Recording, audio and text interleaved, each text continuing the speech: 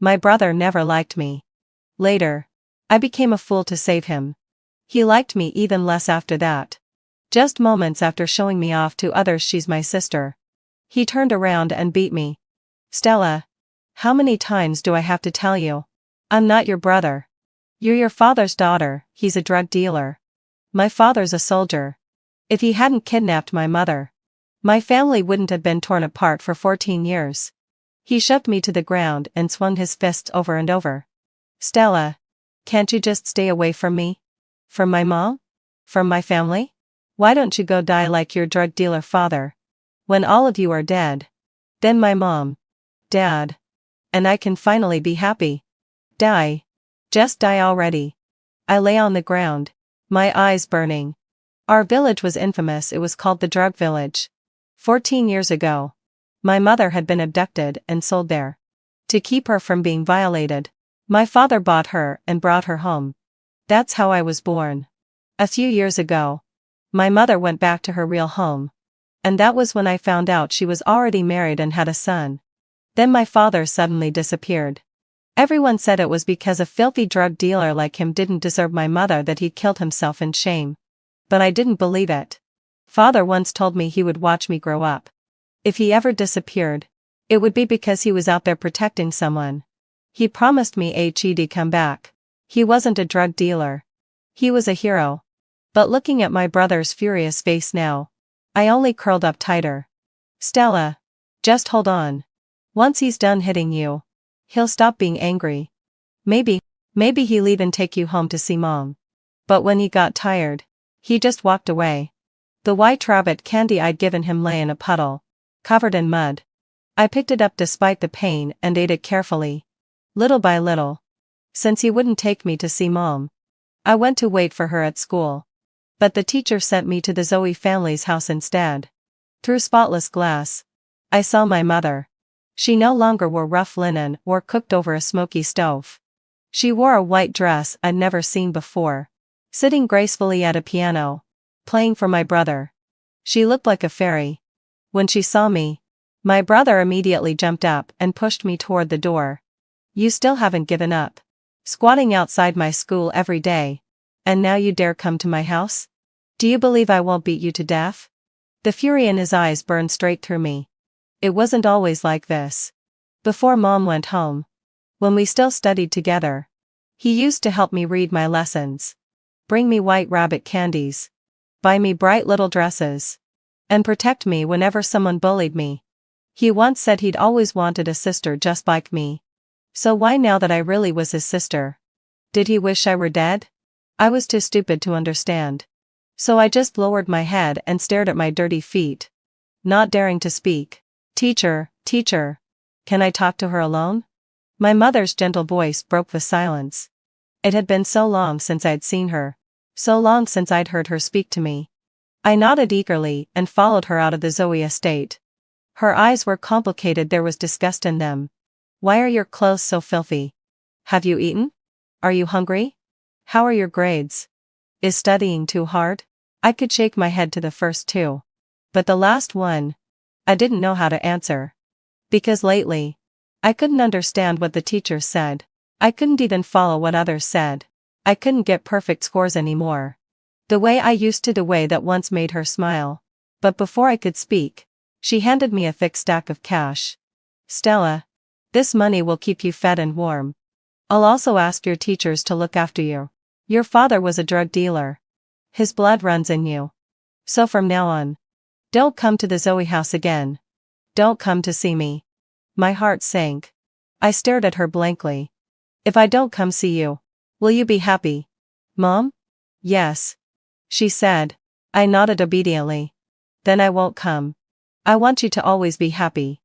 As I left, she stuffed the money into my pocket. But for some reason, my nose stung and my cheeks grew wet. I hadn't gone far when Zoe stopped me. Stella, hand over the money your godmother gave you. I clutched my pocket and backed away.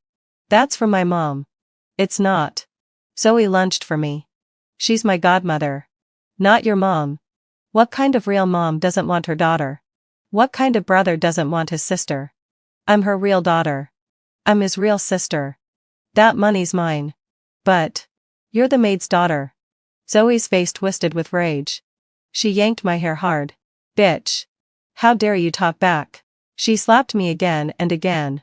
Pried open my fingers one by one. And took all the money away. I was useless. I couldn't even protect the only thing my mother had given me.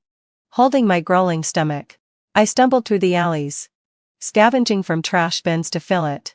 But there were too few bins. And too many people like me. After days of hunger, I finally gave in and went to my brother's school. The cafeteria lady there was kind. She'd always give me leftover food. I gobbled it down greedily. Until suddenly someone smacked the bowl out of my hands.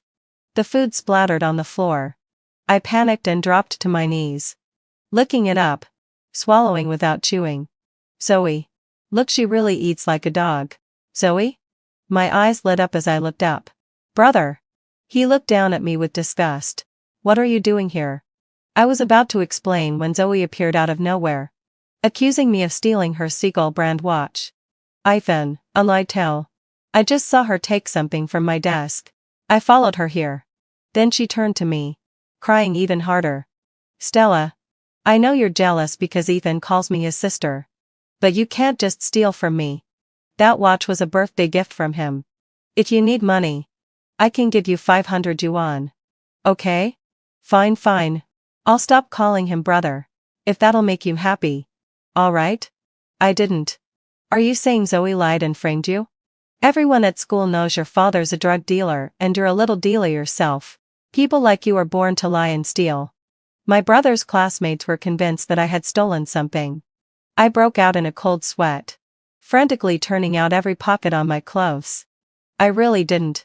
But my brother took 2 steps back in disgust, covering his nose. Stella. I'll ask you one last time, are you going to hand it over or not? His icy tone made me tremble. Zoe proudly hooked her arm through my brother's. Ivan let out a low sigh. She knows how to ask her godmother for money and steal my watch. I don't think she's stupid at all. Maybe she's just pretending to be slow and pitiful to trick you and her godmother into taking her back. It's not true. I kept shaking my head. My brother's expression darkened.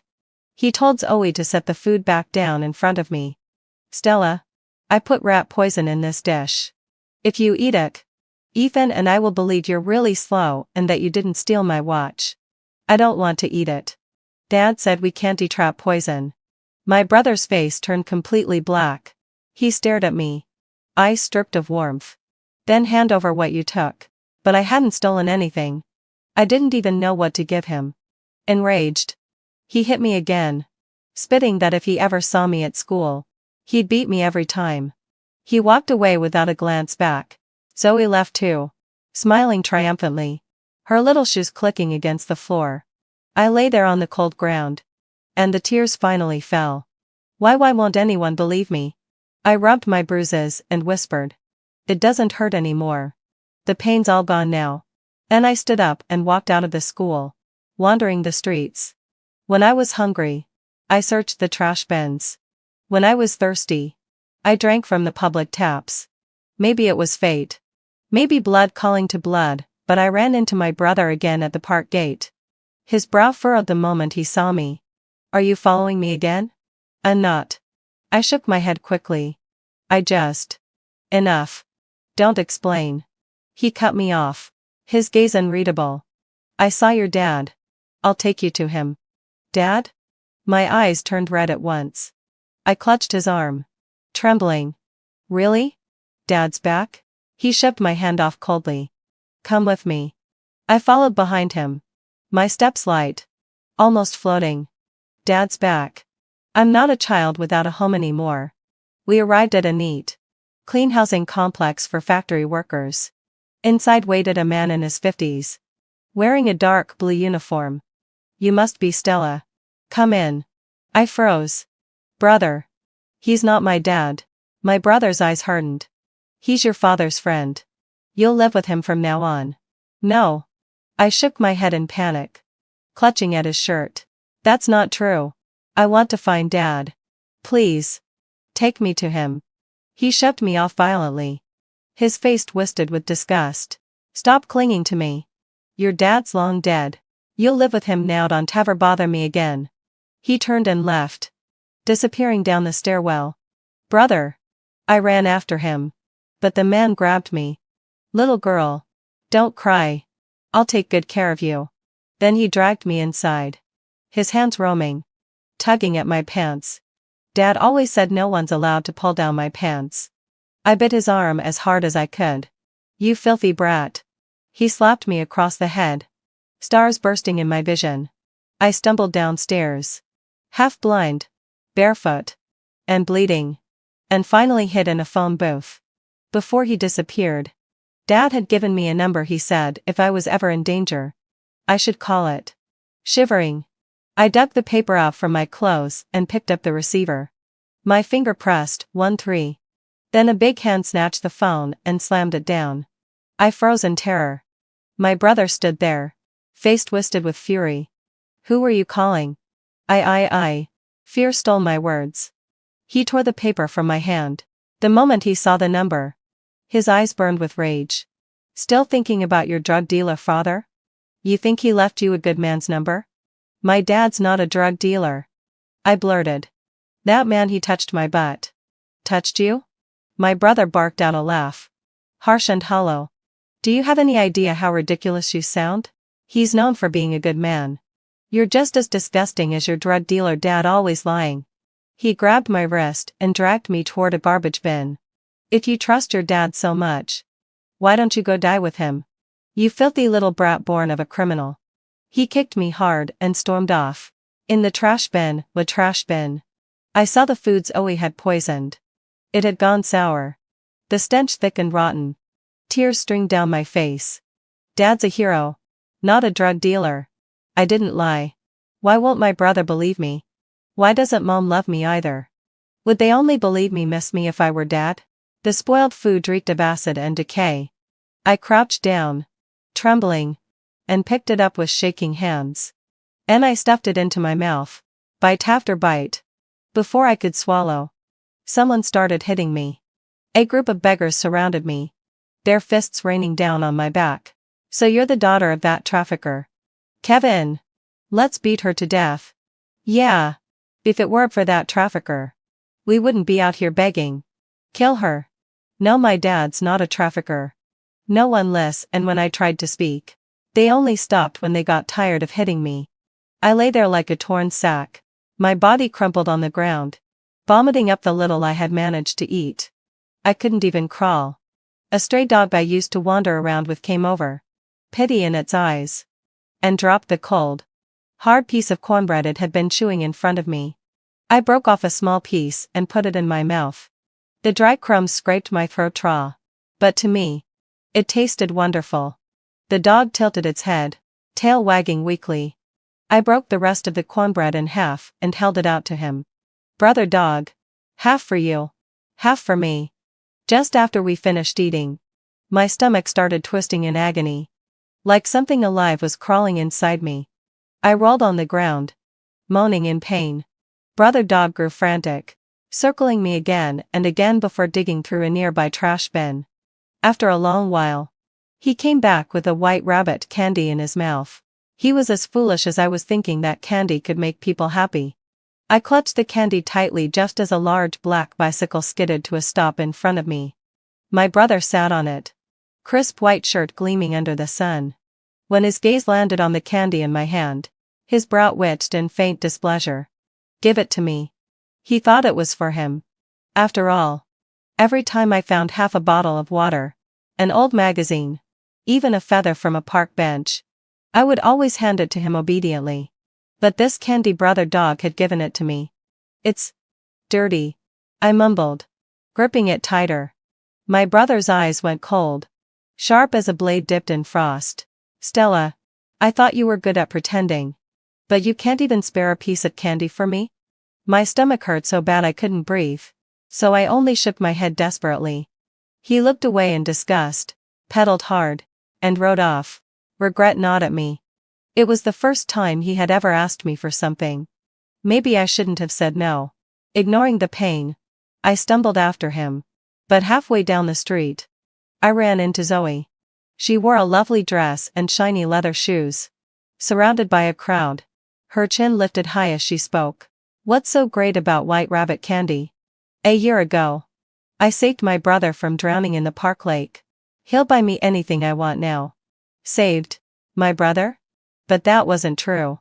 A year ago, my brother had slipped into deep water chasing a basketball. And it was me who couldn't even swim who jumped in and pushed him toward the shore.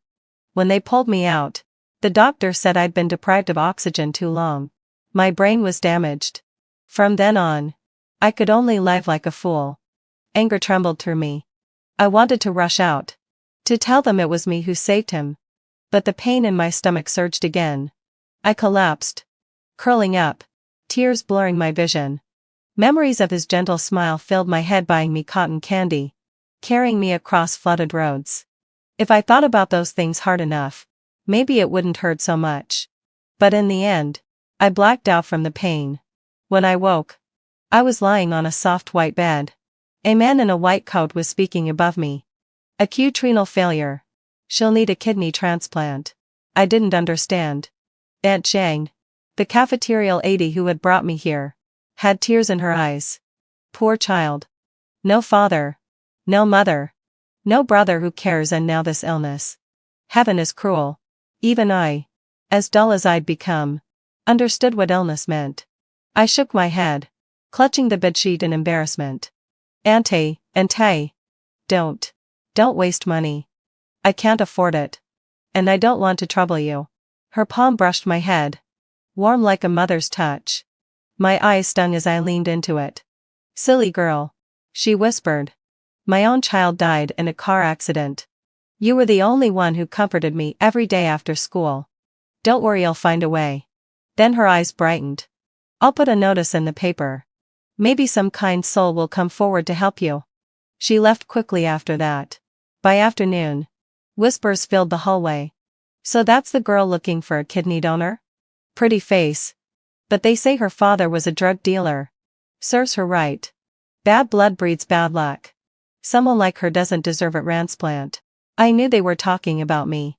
But I no longer had the strength to explain. The pain in my stomach worsened. I didn't want to burden Aunt Zhang any longer. So I slipped out of the hospital. Back on the streets. Brother Dog brought me food every day, half-eaten bones. Leftovers from restaurants. At first, I forced myself to eat. Later, even that made me vomit. So I left it all for him instead. At least he wouldn't waste food like I did. I counted days on my fingers, wondering if my father would ever return. He promised he would. I didn't expect my brother to come instead. He stepped out of a car, stunned for a second when he saw me. Then his brows furrowed tight. What did you do with the money Mom gave you? Or did you make yourself look like this on purpose, hoping we'd feel guilty and take you back? I shook my head. Seeing me would only make Mom unhappy. I didn't want that. The nausea rose again, and I took a step back, but he blocked my path. Listen, I'll never let you come home. And lying about being sick will only make you truly ill. He sneered. You think I don't know? You went public saying you have kidney failure. I made sure every potential donor was turned away. Let's see how long you can keep pretending. I tried to speak, but my throat was too dry. Tears spilled down my cheeks. And I didn't even have the strength to wipe them away. He shook off my hand like it was something filthy and got back into the car. The exhaust hit me square in the face, choking me until I coughed violently. Brother Dog returned. In his mouth was a tiny, broken blue paintbrush no longer than a fingernail. I stared at it, and suddenly thought of my father. If I died, and he came back to find me gone, he'd be sad.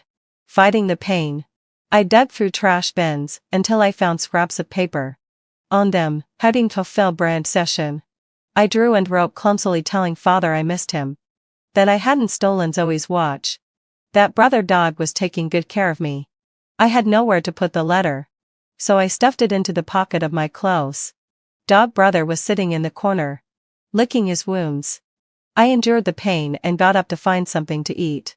After walking 3 streets, I found a half-eaten bowl of rice behind a state-run restaurant. But when I turned to head back, I suddenly realized the letter I had left for Dad was gone. I retraced my steps desperately, asking a street vendor, She said she saw Zoe pick up a piece of paper at the street corner. I stumbled around, asking countless people, before I finally found Zoe's family. There she was, wrapped in her mother's arms. Mom gently patted Zoe's back. "Don't worry, Zoe. No matter if you have kidney failure or not, you're my only daughter." Her gaze was soft, tender enough to draw water. But when she saw me, the smile vanished instantly. "Didn't we say you wouldn't come back? Why are you here again?" I knew Mom didn't like me, but hearing those words still made my heart ache. "I didn't come to see you." I stepped in front of Zoe and extended my hand. "Give me back what's mine." Zoe shrank into her mother's arms. Her eyes red like a rabbit's. "I didn't take your things. I know you're jealous of Mom holding me, but you can't lie like that. Stella." Mom's voice rose sharply, filled with disappointment. She looked at me as if I had betrayed her. "I gave you money so you could live well, but why have you become so bad? Are you learning to slander people now?" I heard footsteps on the stairs. My brother walked down, his face contorted with a frown when he saw me. "What? Can't keep up the act of being sick anymore. So now you come here? And you dare slander Zoe?" I didn't want to listen to their words anymore. I just wanted to get my letter back. "Give me back my things." I stared at Zoe. "Smack. Who gave you the right to bully people in front of me?" Mom raised her hand and slapped me across the face. "What proof do you have that Zoe took it? What did she take from you? Tell me." The sting on my cheek burned, but the pain in my heart was even worse. The disgust in my brother's eyes felt like needles piercing my flesh. "The letter I left for Dad. Give it back to me." Suddenly, Zoe began to cry. "I really didn't take it. Get out." My brother grabbed my arm and dragged me toward the door. His strength was overwhelming. I felt like a rag doll, thrown onto the stairs. My knee slammed into the cement, and blood immediately began to seep out. They slammed the door shut, and soon Zoe's laughter echoed from inside. I lay on the ground, too weak to get up. The pain in my stomach spread through my body, coursing through my limbs like a poison. In the past, when I felt pain, I could endure it. But this time, it hurt so much that I couldn't even open my eyes. I crawled back to the bridge tunnel, where Dog Brother was sitting on a ragged blanket, chewing on a bone. When he saw me covered in wounds, he dropped the bone and ran over, nudging my hand with his nose. I patted his head. "Thank you, Dog Brother. At least you're here with me." In the following days, I couldn't gather the strength to go out and search for food. Dog Brother brought something back every day, but I couldn't eat it. Every time I tried, I just threw up. I had to coax Dog Brother into eating it all. Half dreaming, half waking, I heard the cries of a newspaper vendor from outside the tunnel. His voice carried by the wind, interrupted and broken. "Extra! Extra! Drug dealer Kevin is actually an undercover hero. He destroyed the nation's largest drug trafficking and manufacturing ring. His daughter is missing, and the police are asking for help from the public. Are awarded 10 grand unity bonds for useful information." Dad came back?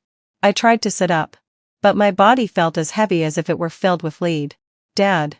I opened my mouth, but no sound came out. My vision started to blur. Dad finally came back. Finally. I wasn't alone anymore. Now everyone would know Dad is a hero. Mom and my brother wouldn't think I was a liar anymore. This is so good. "But Dad, I think I won't be able to wait for you to find me." My eyelids grew heavier, and I felt Dog Brother lying on my chest, whimpering softly. "I'm sorry, Dog Brother. No one will leave you buns anymore." "I'm sorry, Dad. I couldn't make Mom and my brother like me again. And I couldn't wait for you to come back." Meanwhile, at Zoe's family, the sound from the radio pierced Ethan's ears like an ice pick. Undercover cop Kevin has destroyed an international drug trafficking ring. Awarded first-class merit. Boom. Arthur's mind went blank. Kevin, the drug dealer he had been cursing for 3 years, was actually a cop? And he remembered the way Stella had teared up every time she said, "My dad's a hero." And Ethan suddenly felt a surge of irritation. Just as he was about to step outside for some air, he saw Zoe hurriedly toss something into the trash pile outside the door. After she left, He walked over and saw the envelope on top. The writing was messy and unmistakably Stella's. Ethan's heart suddenly began to race. When he opened it, the words inside felt like daggers stabbing into his heart. Dad, I might not be able to wait for you to come back. The doctor said I have kidney failure and need a transplant to survive. But my brother says I'm faking. And he won't let the doctor save me. 3 years ago, on the rainy night when you caught the drug dealers, my brother fell into the river. I couldn't swim, but I still jumped in and pushed him to the shore. When the water plants dangled around my feet, I thought I'd never see you again. When I woke up, the doctor said I suffered brain damage from lack of oxygen. What? The truth was like this. Ethan's hand trembled as he held the letter. Stella really was sick. The person who had saved him back then wasn't Zoe, it was Stella. He ran out of the house like a madman. The loudspeakers on the telephone poles blared continuously, calling the whole town to search for Stella. Ethan was the first to find her. Under the bridge, Stella lay curled up on the ragged blanket, holding onto the stray dog that always followed her. She looked like she was sleeping. He breathed a sigh of relief and stepped forward to wake her up. Stella. The next moment, Ethan froze. He dropped to his knees in front of her, trembling as he checked for her breath. There was none. Stella was dead. Ethan stared at the cold body in front of him. His mind flooded with memories of her running behind him, calling him brother. Her smile had always been so sincere, so eager. Her eyes had been filled with love and admiration for him as her brother. But now, Stella lay there, lifeless, in the cold, drafty bridge tunnel. There was no family, no friends, only a stray dog. It was his fault. Ethan had never felt this guilty before. Not even when he had found his mother again. Seeing the woman who had been abducted and tortured, he had only felt pity for her back then. But now, at this moment, his heart was full of shame. Stella. A deep voice came from behind him. Ethan turned around and saw a man in a police uniform, tall and imposing. It was the same man he had seen the day they brought his mother back. Stella's father. Kevin. The man he had once believed to be a drug dealer, a human trafficker now, he realized, was a hero. At this moment, Kevin's eyes were red, his hands trembling as he rushed towards Stella. Stella. He didn't spare Ethan a glance, focusing only on his daughter. Stella. Daddy's back. Open your eyes and look at Daddy. Daddy brought you a new princess dress. Little shoes. Daddy's taking you to the capital to eat KFC. Stella. Look at Daddy. But no matter how he begged or cried, Stella's eyes remained shut. Ethan stood aside, his eyes moistening. Stella. Once, he had called Kevin a villain, a trafficker, a scourge, a bad seed. Now, he couldn't bring himself to say a word. After a long moment of silence, he finally choked out. She left you a letter. Ethan handed over the letter to Kevin, watching as the man, around the same age as his own father, broke down in uncontrollable sobs. After what seemed like an eternity, Kevin slowly pulled himself out of the sorrow of losing his daughter and turned to Ethan. Stella. Why did she have to die here? I know your mother never liked Stella, but she saved you. Even if you and your father wanted to repay her, you shouldn't have. Kevin's words trailed off, but Ethan could no longer hold his shame. I didn't know it was her who saved me. Someone had lied to me and my father. I thought her sickness was all a lie. That she was just trying to trick me and Mom into bringing her into the Zoe family. After Mom came back, she was never the same. Especially when we spoke about the past, she would change completely. Ethan said a lot, trying to explain, to find reasons. But deep down, he knew. Even though Mom didn't like Stella, she had never wanted to hurt her. It was him who couldn't get past his own pride, and it was him who, knowing how much Stella wanted him to accept her as a brother, had deliberately driven her away, hurt her. Kevin, having lived for so many years, could see through Ethan like an open book. In an instant, he understood. He understood how much his daughter had suffered in his absence. Kevin silently picked up Stella's body. Go home. Go home and tell Rachel if she hated me for this and despised Stella, Then she hated the wrong person. I never touched her. No one did. Hearing those words, Ethan froze, holding his breath in disbelief. But Kevin's words were cruel, and the painful truth pierced his ears, each word searing into his soul. Stella was pregnant when she was brought here. Stella was your father's child. She was your real sister. Stella was his real sister. Ethan staggered backward, his back hitting the cold, damp wall. It was as if the air had left his lungs. The green of the moss seemed to seep into his white shirt. He didn't even remember how he had returned to the Zoe family.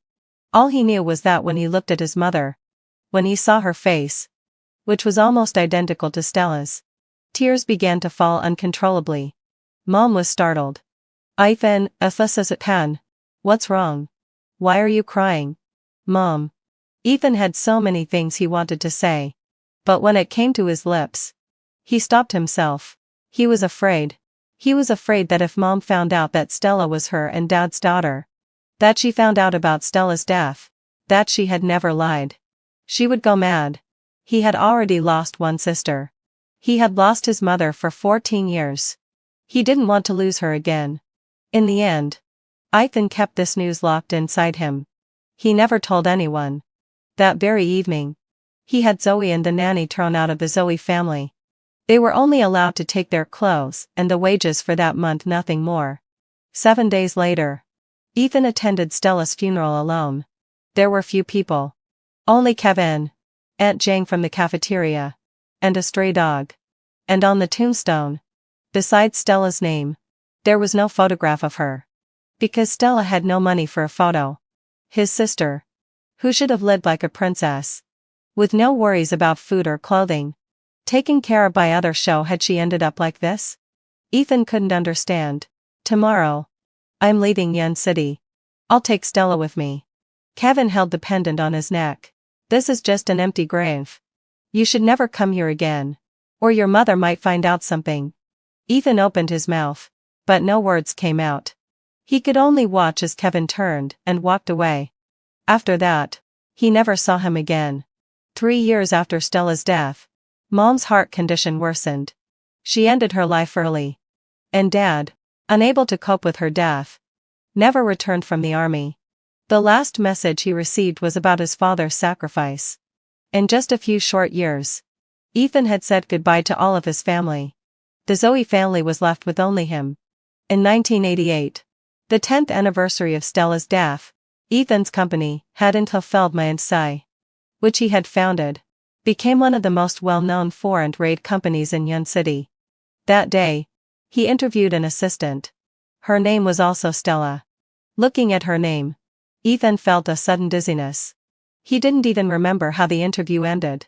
He just drove alone to the underpass where Stella had died. The stone bridge had been demolished and replaced with an overpass. Standing there, Ethan realized he couldn't remember the scene when he had first found out Stella was gone.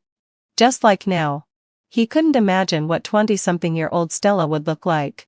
He would never know. He only knew that if Stella had never saved him, he wouldn't have turned into a fool.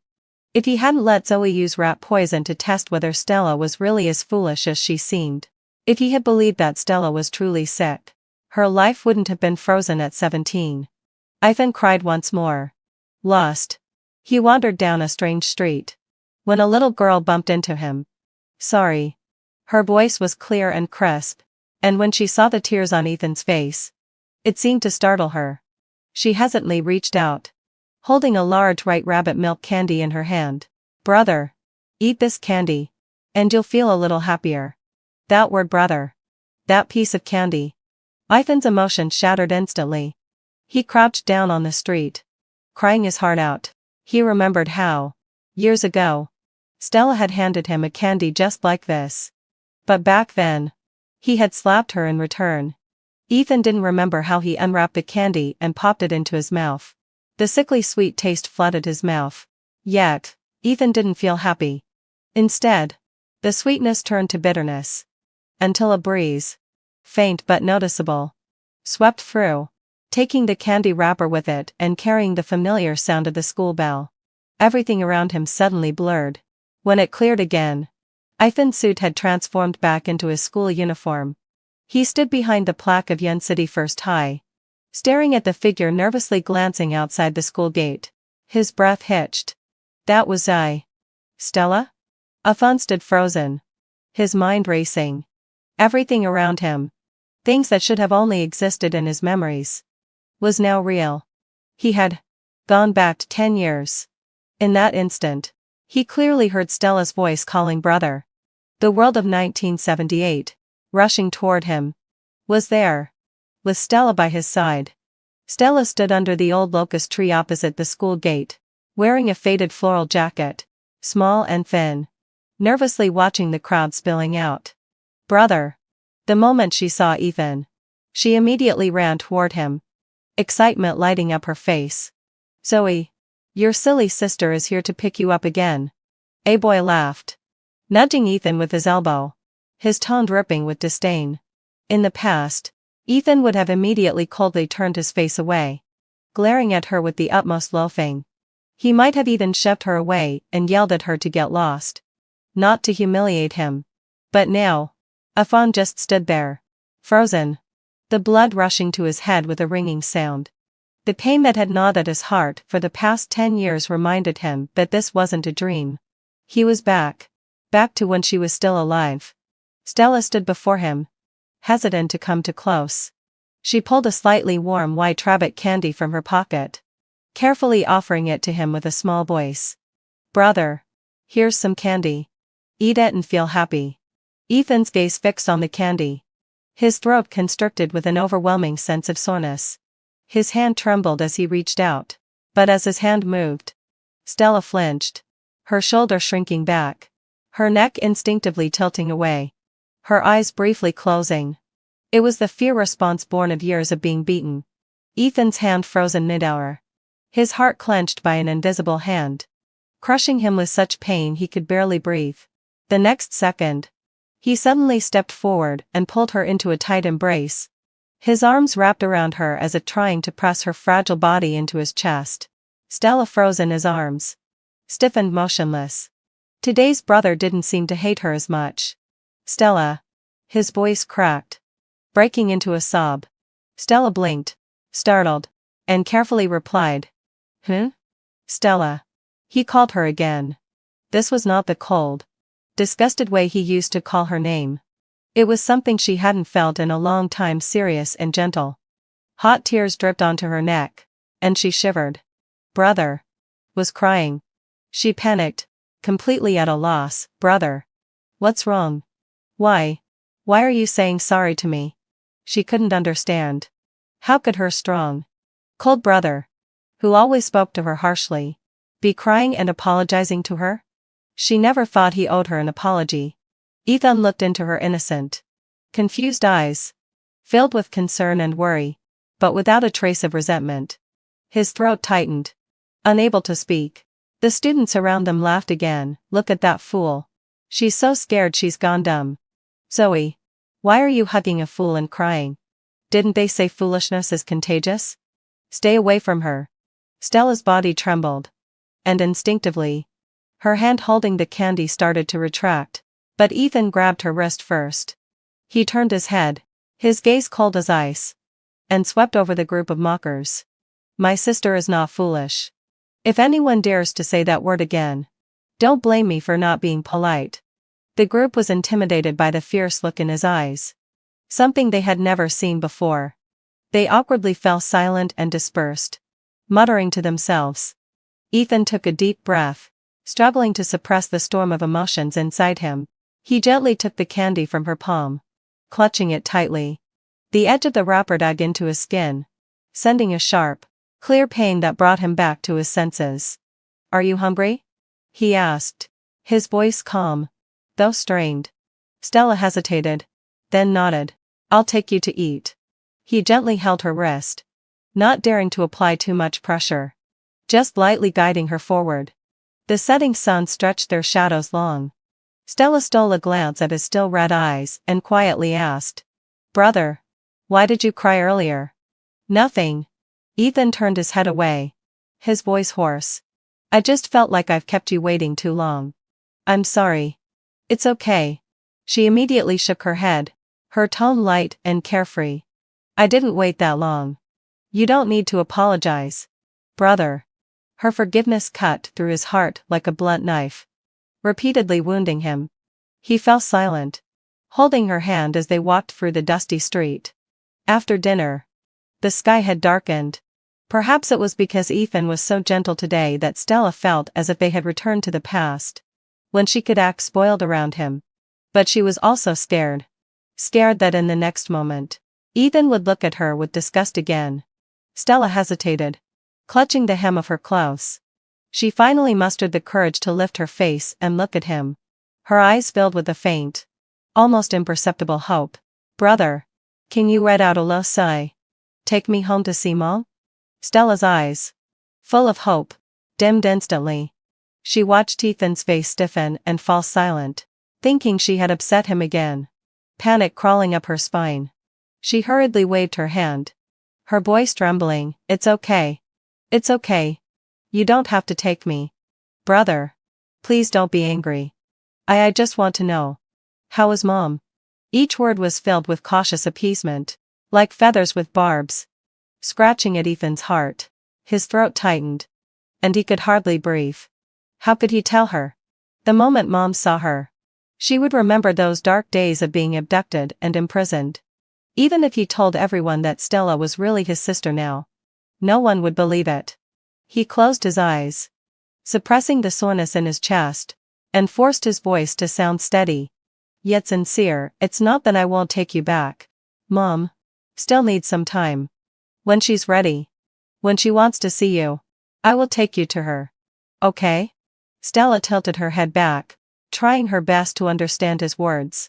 A flicker of confusion passed through her eyes, but she obediently nodded. To her, it was a great blessing that her brother would explain things to her so patiently. Ethan pulled a few neatly folded bills from his pocket and pressed them into her hand. Her fingers were cold, and when they brushed against his warm palm, she flinched slightly. Take this money. If you're hungry, go to a restaurant and eat. Eat your fill. His tone became more forceful, laced with an undeniable command. Don't go digging through trash anymore. Understand? Stella clutched the money tightly in her hands, her fingers trembling slightly. It wasn't the money that made her hands shake, it was the sudden, unexpected care she had never dared to hope for. A joy, almost too much to bear, spread a faint blush across her pale cheeks. She mumbled to herself.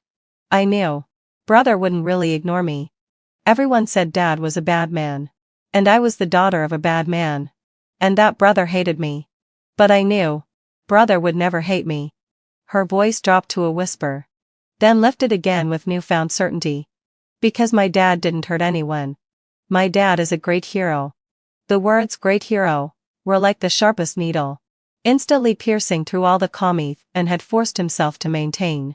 He turned his face away abruptly, the bitterness in his nose overwhelming, his vision blurring. He clenched his teeth, fighting to hold back the surge of tears, his throat tight with emotion. In the end, he could only nod heavily, not a word escaping his lips. He was afraid that if he spoke, he would completely break down. Brother, Stella said carefully, slipping the money into the innermost pocket and pressing it down with her hand. I'll leave now. Ethan took a deep breath, struggling to find his voice again. Where do you usually stay?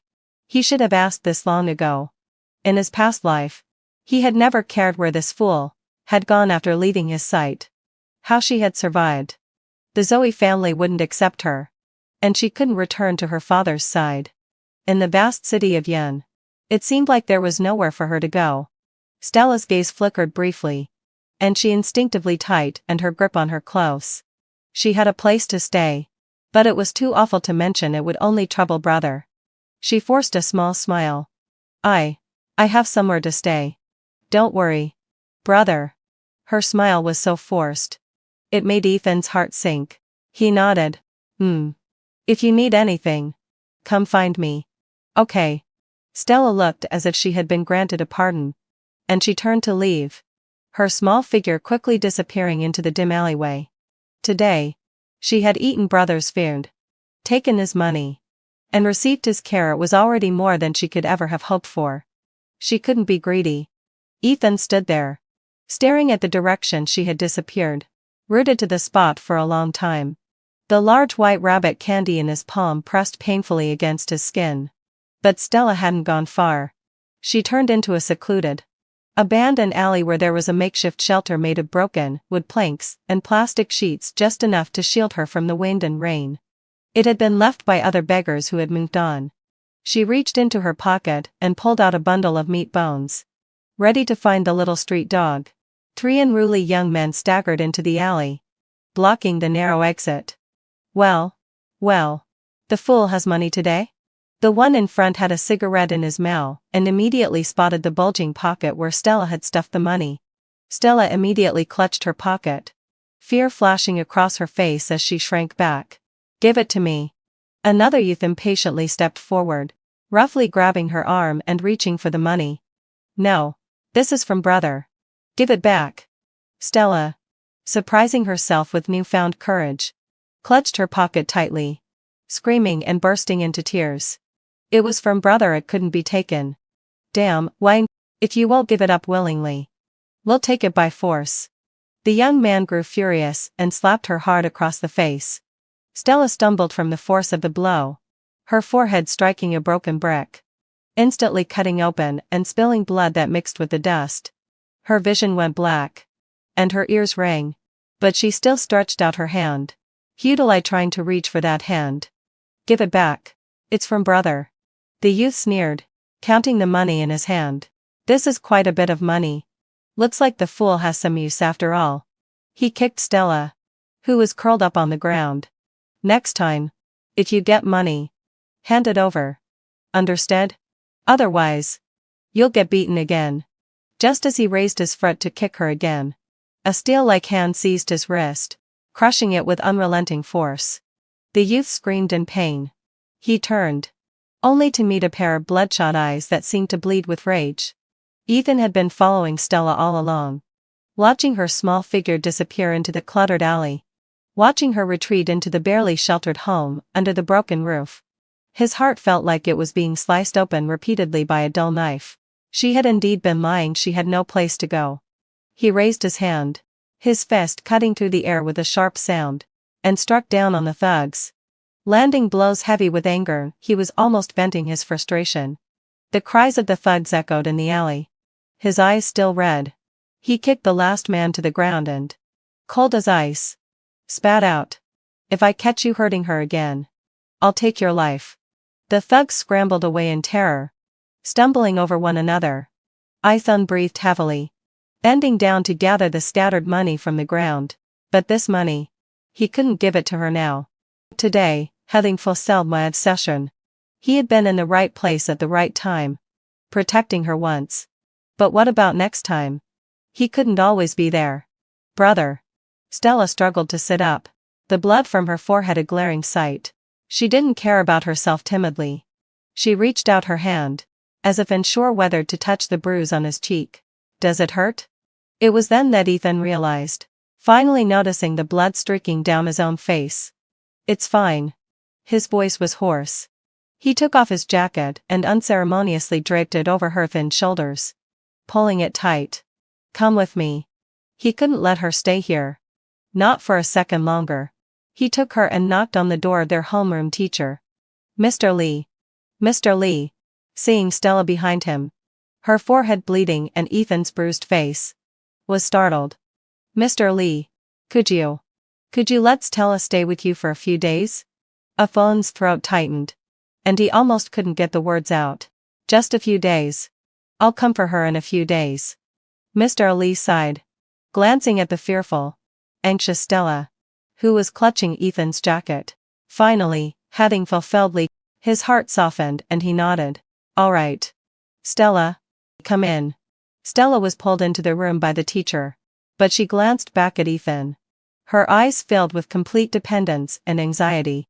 Ethan steeled himself, turning his gaze away. Be good. Teacher Lee looked at him with sympathy. Ethan, I do feel for your family, but this child's father is already dead. It's not a solution to let her live in the streets.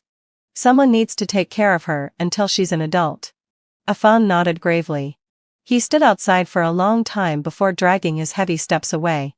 When he reached the gate of his house, before he even entered, he heard his mother's near breakdown cries and the sharp sound of porcelain shattering. He pushed the door open.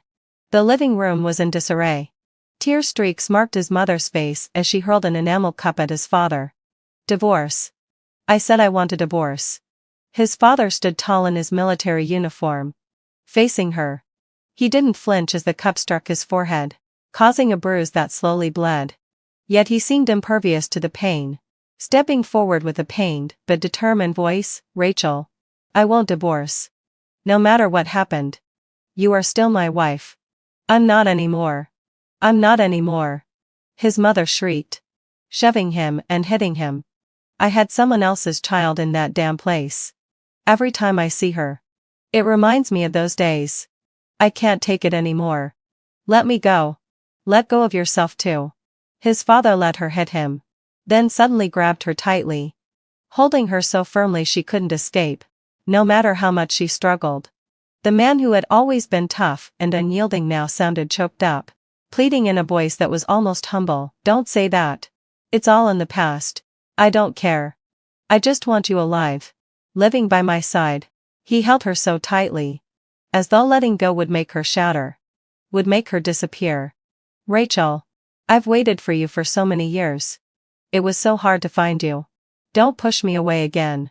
Without you, living just doesn't mean anything. His father clung to her, his chin resting on her head, his uniform stained with dark patches of water, whether spilled tea or fallen tears. It was hard to tell. His mother's resistance crumbled in that moment. She collapsed in his arms, sobbing uncontrollably, her cries full of years of repressed humiliation, pain, and despair. Ethan stood at the door, watching the scene of his parents embracing, witnessing the love that struggled to breathe amidst the chaos. And yet, he had never seen his mother since he could remember. He thought back to the time before he returned to this world. After Stella died, his mother succumbed to depression not long after. His father, unable to bear the blow, spent most of his time stationed away and rarely returned home. The last time he heard anything about his father was when he died during a mission. His body never fully recovered.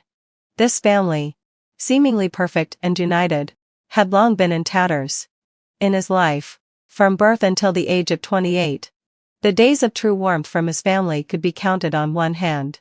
Now, with the soul of a 28-year-old trapped inside his body, he had seen the source of all the tragedies. It was that man-eating poisonous village. And those heartless criminals. He couldn't blame Stella. Nor could he blame Kevin.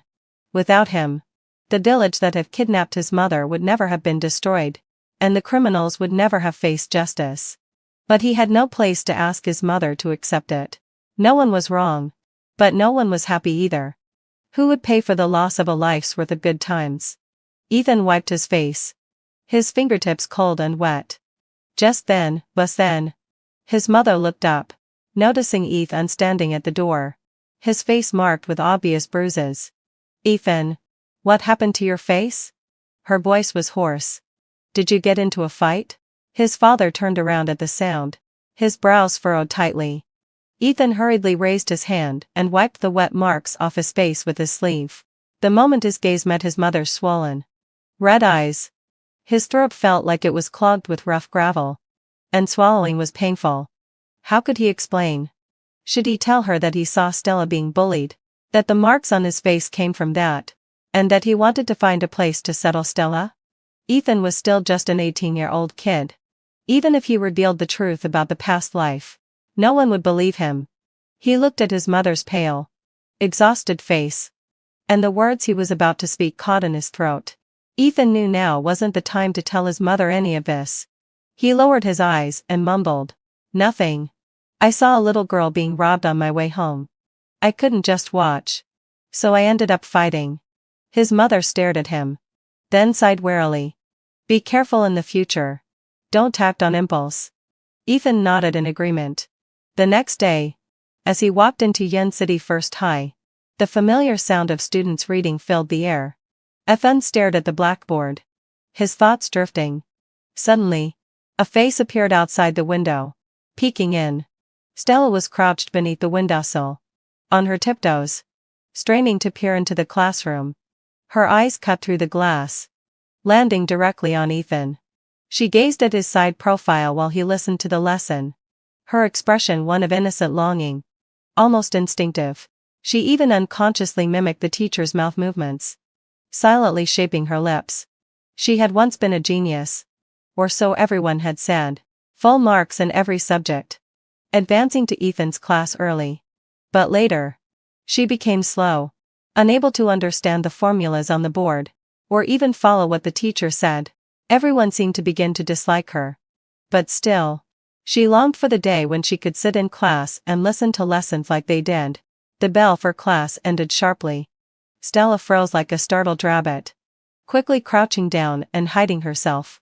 She remembered clearly how her brother had once fiercely warned her not to come to school to find him, calling her an embarrassment. Students streamed out of the classroom. A fawn stepped out, and a girl wearing a neat plaid skirt and shiny braids eagerly approached him. Ethan. Bro.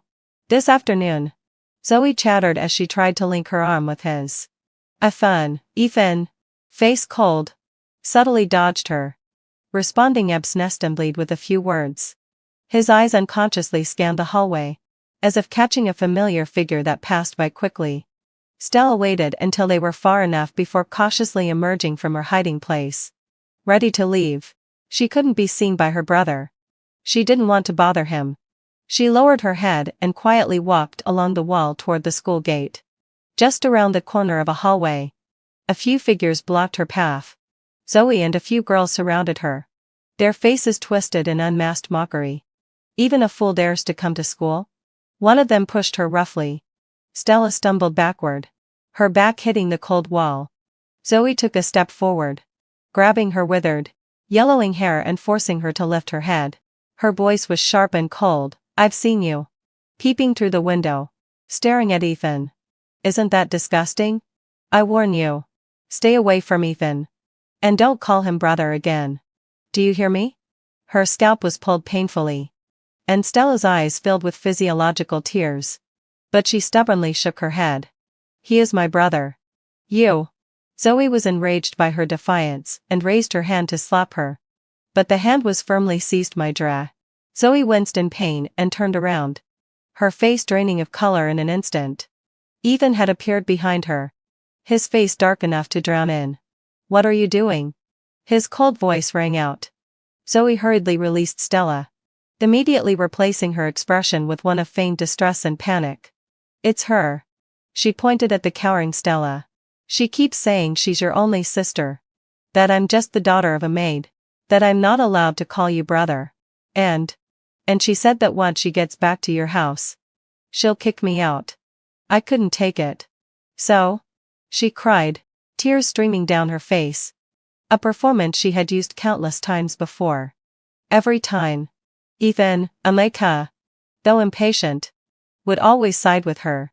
But this time, Ethan remained silent, his expression unreadable. His gaze bypassed Zoe, landing directly on Stella in the corner.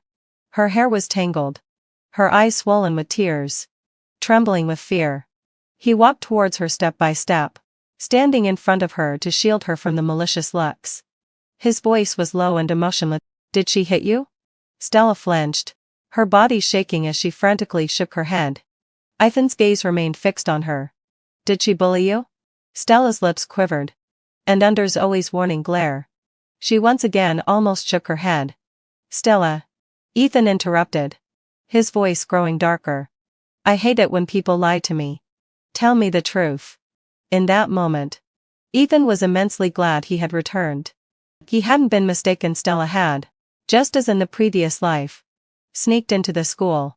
Zoe had claimed she was going back to the classroom to get something she had left behind, but that had clearly been a lie. He watched as Stella, trembling with fear, still hardened her heart. Her voice cold as she said, Stella, look at me. If you don't tell me the truth, I will never speak to you again. Not even once. Those words hit her harder than any threat could. Stella raised her head abruptly, Tears spilling from her eyes as overwhelming fear and the panic of brother will never talk to me again consumed her. Shaking, she nodded faintly. In that moment, Ethan couldn't even begin to describe the feeling in his chest. Ethan. She's lying. She's just a fool. How can you trust anything she says? Zoe shrieked in protest. Her face pale. Ethan finally turned his gaze to her. His eyes cold and resigned. I saw it with my own eyes. Zoe. Why do you always target her? Bullying someone who doesn't even understand? Does that make you feel accomplished? Zoe was pinned in place by his words. Her face alternately flushed and pale. She screamed. Because I hate her. If it weren't for her and that damn father of hers. How could your family have ended up like this? How could Aunt cry every day? She shouldn't even be alive. She should be dead. Only if she's dead will Aunt be able to stop living in the past and start a new life. Each word struck Ethan's heart like a poison needle. Because, in his previous life, these were the very thoughts that had been deeply ingrained in him. But a person doesn't choose where they are born. He shut his eyes briefly and then opened them again. The coldness settling into his bones. This is my family's business. I hope you won't keep using my mom's name to vent her anger. Stay away from her. His words, clear and definitive, drew the line. Zoe broke down completely. Ethan. I'm the one who grew up with you. I'm the one. You're doing this for that fool? Ethan silently watched her. And that silence hurt more than anything else. Zoe ran off crying. The corridor was left with only the two of them. Ethan looked at the uneasy Stella. His chest tight with frustration. His voice hoarse. When someone hits you, don't you know how to avoid it? Even with the memories from his previous life. He couldn't always be there in time. He tore off a piece of paper and scribbled down a number. Shoving it into her hand. Take this. If anyone bullies you, no matter who it is, run immediately and find a place with a phone. Call this number and tell me. Do you understand? Stella clutched the paper. Nodding slightly, though not entirely understanding. Later that evening, when Ethan returned home after school, he was stopped by his father. Sitting on the living room sofa. A stern look on his face. Ethan. Did you bully Zoe at school? She came home crying today. Ethan furrowed his brows. Unsure of what Zoe had said. He recounted everything he had witnessed, along with the incident earlier in the day when Stella had been robbed and beaten. His father listened and in silence. His furrowed brow deepening with each word. After a long, tense silence, he sighed heavily, rubbing his forehead. Ethan wasn't sure what his father was thinking. This was something he couldn't even bring up in front of his mother. He hesitated before speaking. Dad, do you think we could put her somewhere else? We still have that empty house on the west side of the city. We could hire someone to take care of her until she's grown. It's better than having her wander alone. What if one day she really dies out there? That wouldn't be good for us either. Finally, hadn't so stelled Leone. His father nodded slightly. Ethan let out a relieved breath. Just then, the phone in the living room rang sharply. Ethan's heart tight and inexplicably.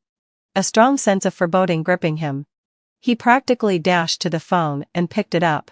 On the other end, Stella's voice, trembling with fear and laced with sobs, came through. Brother. There's an old man. He's trying to take off my pants. Ethan's heart nearly leapt out of his chest. Stella. Don't be afraid. Tell your brother where you are. What's next to you? He growled into the receiver. His voice strained with fear. Through the static, Stella's voice broke through, tremulous and full of panic. Red, tiled house sar. But before she could finish, the line went dead, replaced by a busy signal. Stella? Ethan dropped the phone, charging out of the door like a man possessed. The cold wind whipped across his face, but it couldn't shake the chill that gripped his heart. Stella couldn't be in danger. He still remembered the last life Kevin, completing his undercover mission, came to find Stella. But all he found was her lifeless body. The look in his eyes. Ethan couldn't bear to recall it. Stella could not be hurt. Here and desperately, searching every corner for any sign of a red-tiled house. Sweat mixed with cold perspiration soaked his back. In a dark alley, Stella struggled as the drunk man muffled her screams. She fought desperately, her throat making weak, choking sounds. Just as she was about to suffocate, the sound of hurried footsteps reached her ears, followed by Ethan's frantic calls, "Stella! Stella!" It was her brother. She kicked the wall with all her might, producing a faint noise. The footsteps paused, hesitant, but then they faded. He had left. A flood of despair consumed her, and silent tears slid down the man's filthy hand that covered her mouth. Suddenly, having fulfilled the footsteps returned. Quicker, more frantic. A shadow lunged forward, and a powerful kick landed on the drunk man's side. The man let out a pained scream and released her. Stella collapsed to the ground, coughing violently. Ethan immediately shielded her with his body, his eyes bloodshot, chest heaving. He couldn't bear to think what might have happened if he had been a moment too late. "It's all right, Stella. You're safe now." His voice trembled, the relief washing over him like a cold, cleansing torrent.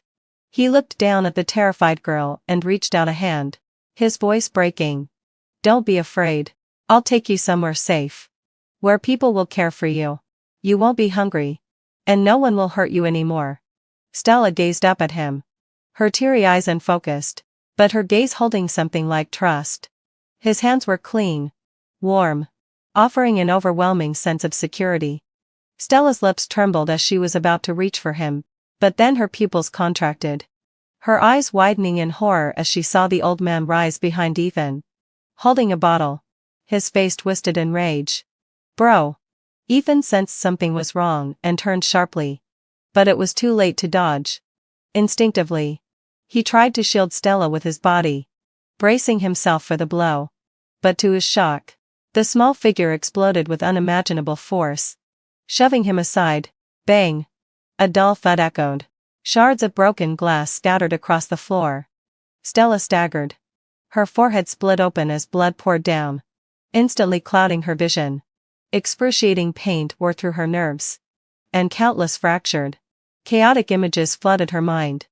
Ethan's cold, disgusted eyes, the forceful punch he threw, classmates' cruel laughter, gut-wrenching pain in her abdomen, and the overwhelming darkness that swallowed everything in the end. Her face drained of color, her expression shifting from innocent dependence to hollow, fearful eyes. Ethan staggered but caught his balance, his breath still ragged, reaching out to steady her trembling body. "Stella!" Her flinch was instant, as if she had encountered something terrifying.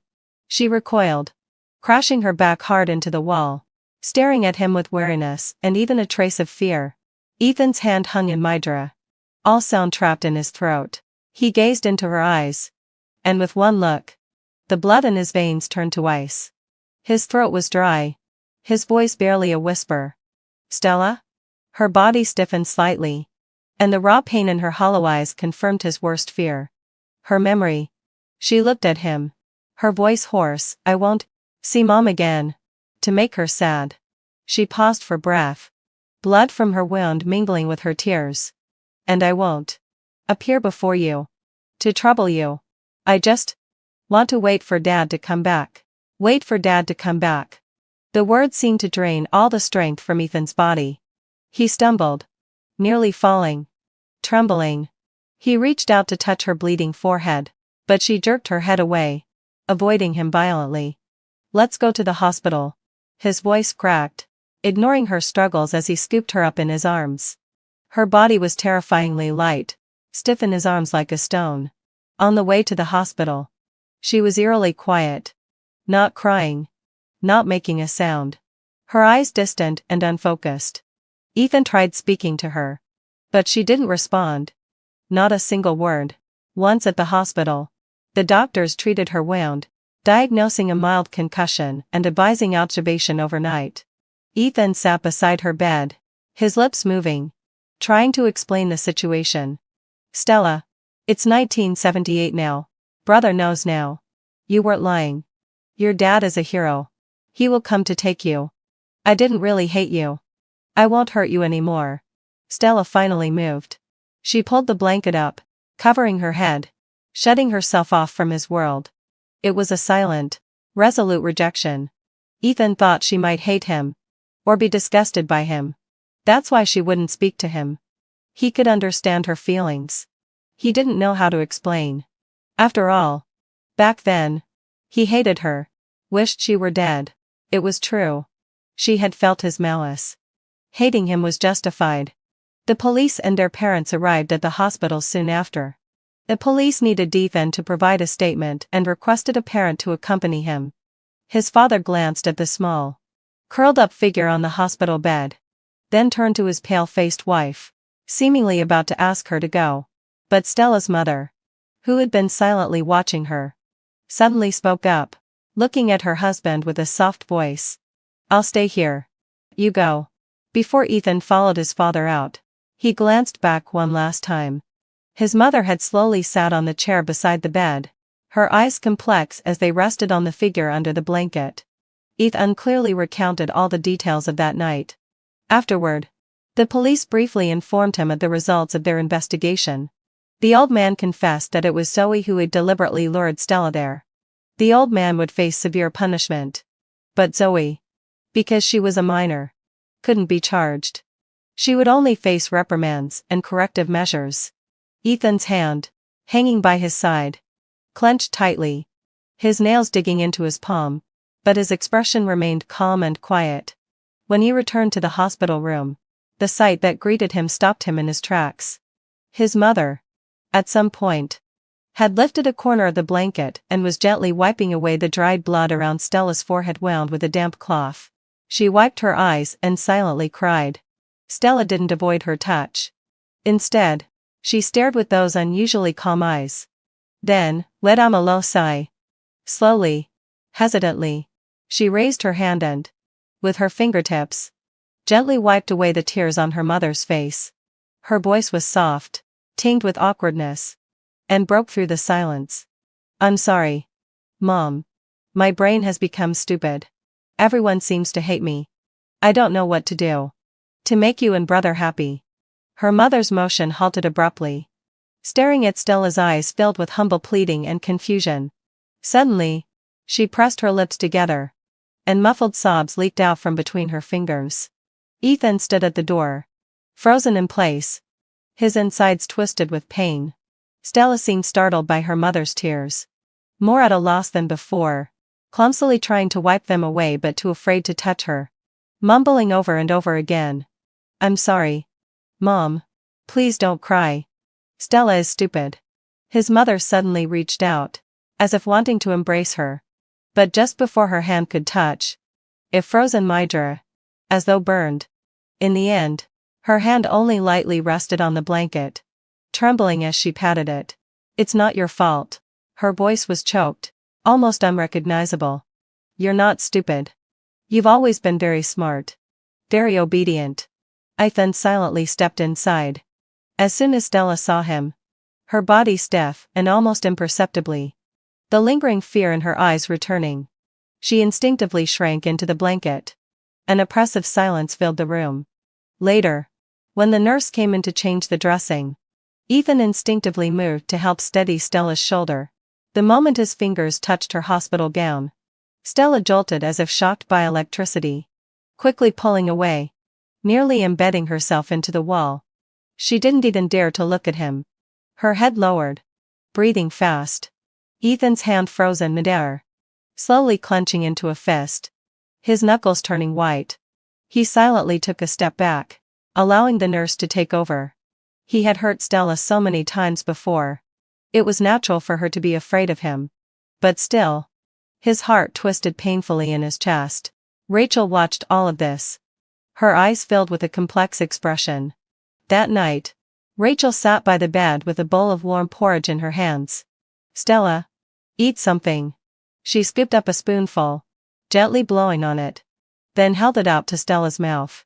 Stella was stunned, carefully opening her mouth to take the spoon. After swallowing, she looked at her mother, her eyes carrying a hint of faint hope, and asked softly, "Mom, if I listen to you, will you be a little happier?" Rachel's hand shook slightly, the spoon clinking against the bowl. sending a sharp sound through the quiet room. She looked at Stella's eyes, which had brightened purely because of the small kindness, and her heart felt like it was being squeezed over and over again. She forced out a smile, more painful than crying. Stella seemed to have received the greatest reward, a faint, awkward smile appearing on her pale face. She ate the porridge, bite by careful bite, as if she were completing a crucial task. Ethan stood by the door, listening to the subtle sounds within, tilting his head back as the ceiling blurred into a damp halo of light. After what felt like an eternity, his mother finally walked out. Her eyes were red, as if she had been crying. Tomorrow, let's find a caregiver for her. Your father already talked to me. We'll do as you suggested. She can stay in the empty house in the west side of the city, and we'll find someone to take care of her daily needs. As for the future, it's up to her. Ethan listened to his mother's arrangement, but his heart felt heavy, unsure of what to think. He couldn't even bear to imagine how his mother would feel if she later found out that Stella was her biological daughter. But this was something he had never dared to say before. And now, he couldn't bring himself to. Ethan gently pulled his mother aside, hesitating as he spoke. In a few days, it will be Mid-Autumn Festival, a time for family reunions. Can we bring Stella along for a meal? Rachel's brow furrowed tightly, as if something sharp had pierced her, and her emotions flared. Ethan, I've done everything I can for her. What else do you want from me? Every time I look at her, I think of those days. I can't bear it. I don't want to see her anymore. Do you understand? Her voice rose, cracking with a sobbing edge. Ethan stared at his mother's agonized, twisted face. The words "she's your biological daughter" almost escaping his lips. Mom. Actually, she. Ethan. A stern shout interrupted him. His father, Arthur, strode over, supporting his unsteady wife and glaring at Ethan. Do you have to provoke your mother at this time? We'll talk about it later. Don't bring her up again. He half supported, half carried Rachel, quickly leaving the hallway. Ethan stood frozen, watching his parents retreating. All the words he had wanted to say were swallowed, and bitterness spread across his tongue. Thinking of the person still in the hospital room, he hurriedly turned around. Through the glass window of the door, he saw Stella still lying on her side, seemingly asleep, as if she hadn't heard the argument outside. He exhaled slowly, his back pressing against the wall in defeat. When he returned to the Zoe family, before he even entered the door, he heard Zoe's whiny voice, filled with tears. "Auntie, I really know I was wrong. I just wanted to play a prank on her, but who knew that old scoundrel would actually dare? And Stella? She must be pretending to be stupid. How could a real fool not call the police but remember to call Ethan brother? She's just pretending to be pitiful to make you soften and take her back." Each word was like the tongue of a poisonous snake, crawling into Ethan's ear. This was exactly how it had been in the previous life. Zoe had also said she just wanted to test whether that fool was really stupid, not expecting her to actually eat the food laced with rat poison. She always spoke the most innocent words, yet did the most malicious things. How could he have believed her lies about it being just a test? Regret burned through him like poison, engulfing his entire being. Ethan deeply regretted it. The first thing he should have done after being reborn was to kick Zoe out of the Zoe family.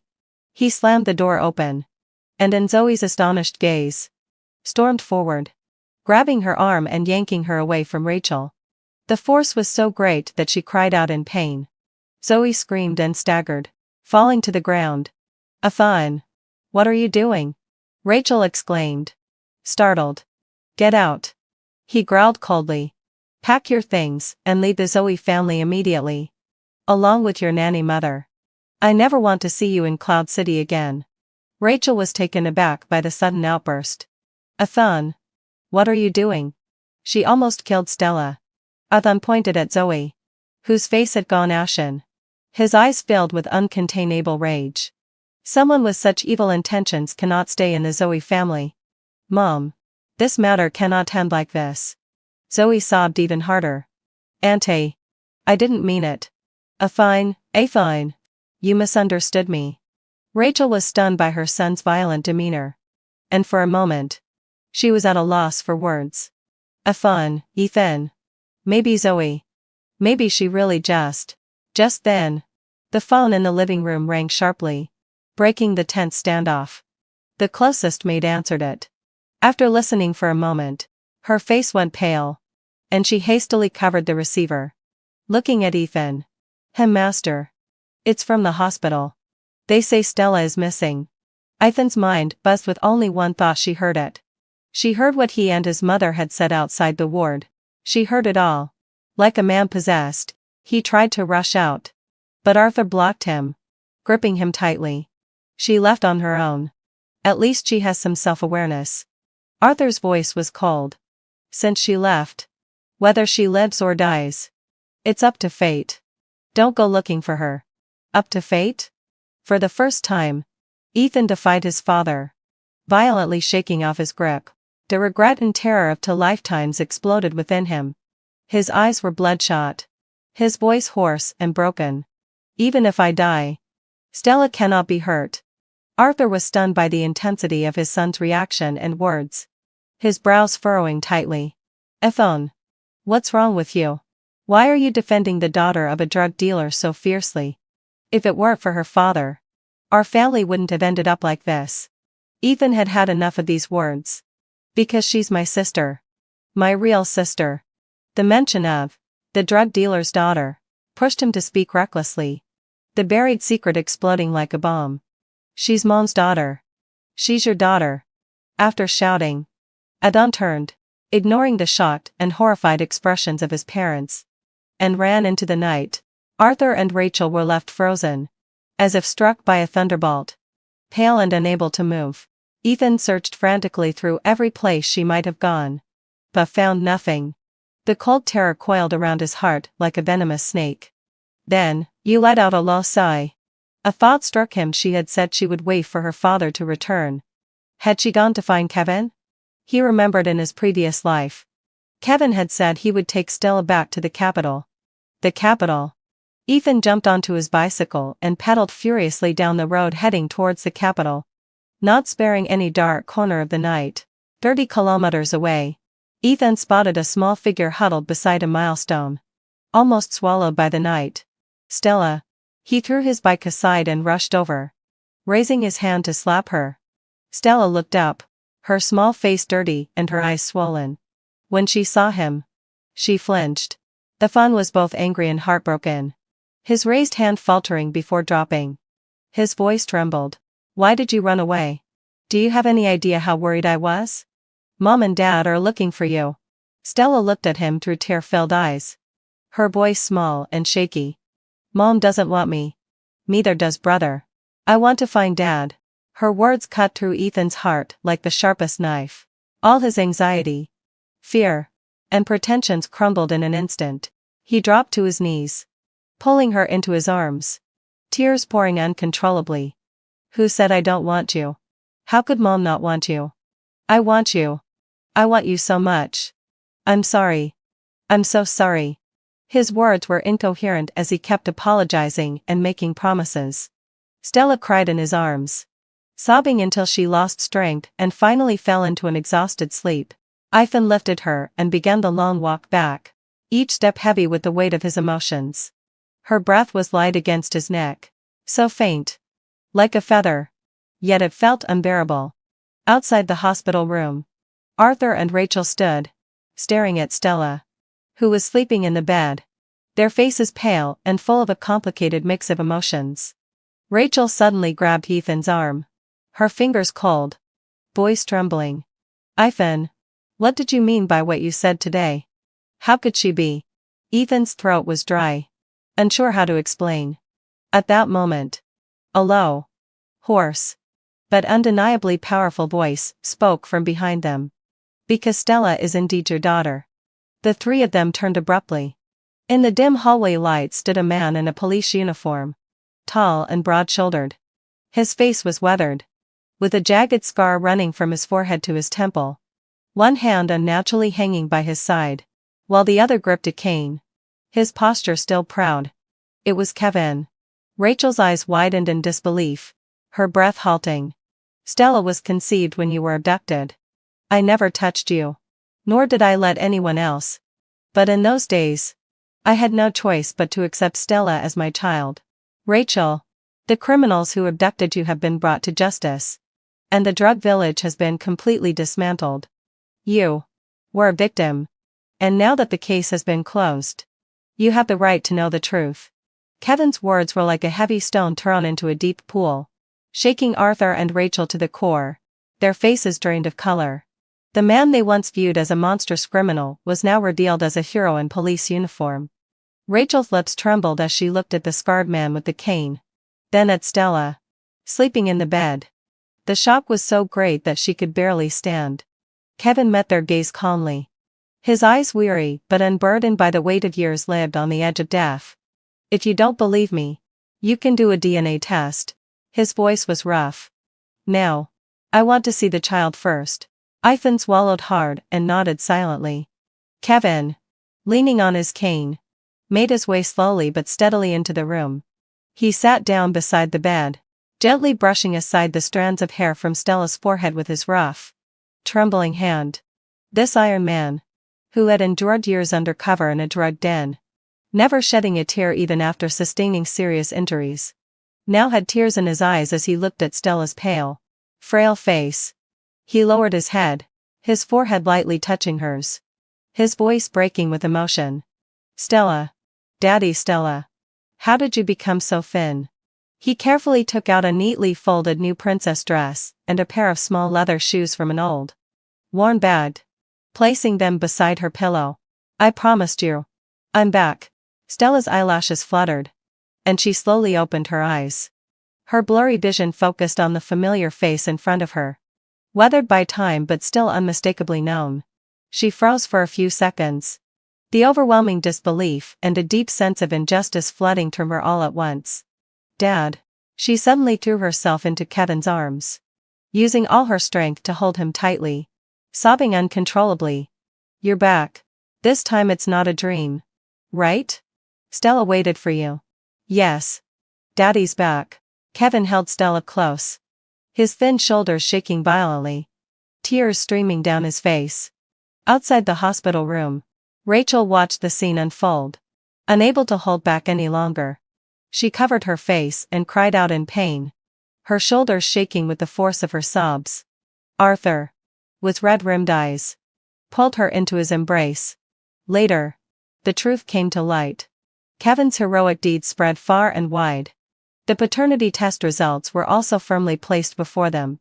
On the day of their discharge, the sun shone brightly. Rachel squatted in front of Stella, her voice filled with tentative hope and choked emotion. Stella, would you like to come home with Mom? Our family. We can live together from now on. Ethan stood behind Rachel, his heart tightening as his eyes remained fixed on Stella. Kevin stood a little farther away, silently watching his daughter. Then, let out a loud sigh. Very slightly. He nodded at her. Stella understood that look. Her dad wanted her to be with her real family. She lowered her head, staying quiet for a long while before slowly shaking it. Then, let out a low sigh. She raised her face, her gaze passing over her mother and brother to the figure standing alone at the edge of the hallway, in the shadows, leaning on a cane. I want to live with Dad. Her voice was soft, but clear. Mom has brother and uncle. Dad only has me. Tears instantly filled Rachel's eyes. She bit down hard on her lip to keep herself from crying out loud.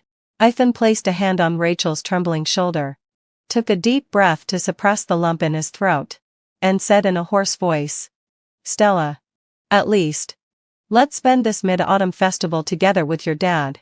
Okay? In the end, it was Kevin who persuaded his daughter.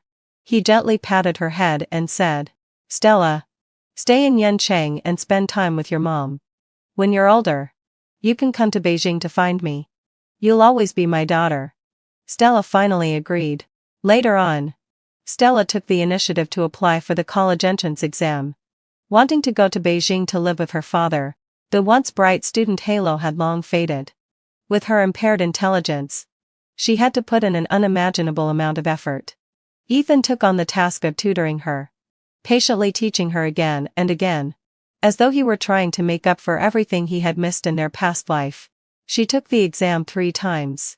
On the third announcement of results, her name finally appeared on the acceptance list of a university in Beijing. She returned all the generous financial support from the Zoe family, but she accepted the pocket money Ethan and her parents sent her every month. She knew this was the only way to give them peace of mind. Her intelligence may not have fully recovered, but her future, though still vague, had at least begun to take shape. At the train station, amidst the bustling crowd, Rachel, her eyes red, repeatedly adjusted Stella's collar. "Remember to come back and see your mom and dad during the holidays." Stella nodded. I will." Arthur stepped forward and slipped a card into Stella's pocket, reminding her to be safe on the road. Ethan, watching his sister about to board the train, felt 1,000 words choke in his throat, finally dissolving into just one sentence. "In the future, if anything happens, tell your brother. Don't cut off contact. The Zoe family will always be your family."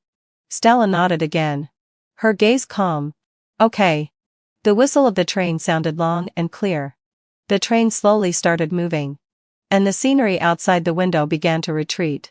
Stella leaned against the window, watching the few figures on the platform grow smaller and smaller, until they blurred into distant dots. Some regrets and pain are destined to be patched up over the course of a lifetime. The end. My younger sister has always said she can't endure the hardship of studying and just wants to lie flat and be a trophy wife. So our parents sent her into an arranged marriage, while I stayed single and pursued a master's and doctoral degree. After marriage, her husband had numerous affairs. She hysterically caught him cheating multiple times, becoming a laughingstock in the socialite circle. Meanwhile, my research projects thrived, earning admiration across the field and even the attention of a prominentaire from Beijing's elite circle. Enraged by the contrast, she seethed. "How dare a bookworm like you live better than me?" Then, let out a low sigh. "She set fire to our home, trying to take us both down. When I opened my eyes, we were back in childhood." She smirked triumphantly. "This time, it's my turn to shine. The Beijing air will be mine." I could only scoff. What she coveted was the greatest stain of my past life. A gentle breeze tickled my soles, rousing me. I opened my eyes to the familiar layout of my childhood room. Gray curtains billowed in the wind. A study desk beneath the window stacked with 2 piles of textbooks. This was my space. I turned to see my sister, Crystal, rubbing her eyes in the adjacent bed, now a little girl again. I looked down at my own body, tiny arms, small feet, a red mole on my sole. "I've been reborn." Crystal sat up, her eyes widening in shock before narrowing into a disdainful smirk. "Sister, this time I'll be the one in the spotlight. The Beijing air is mine." I nearly laughed. The Beijing air?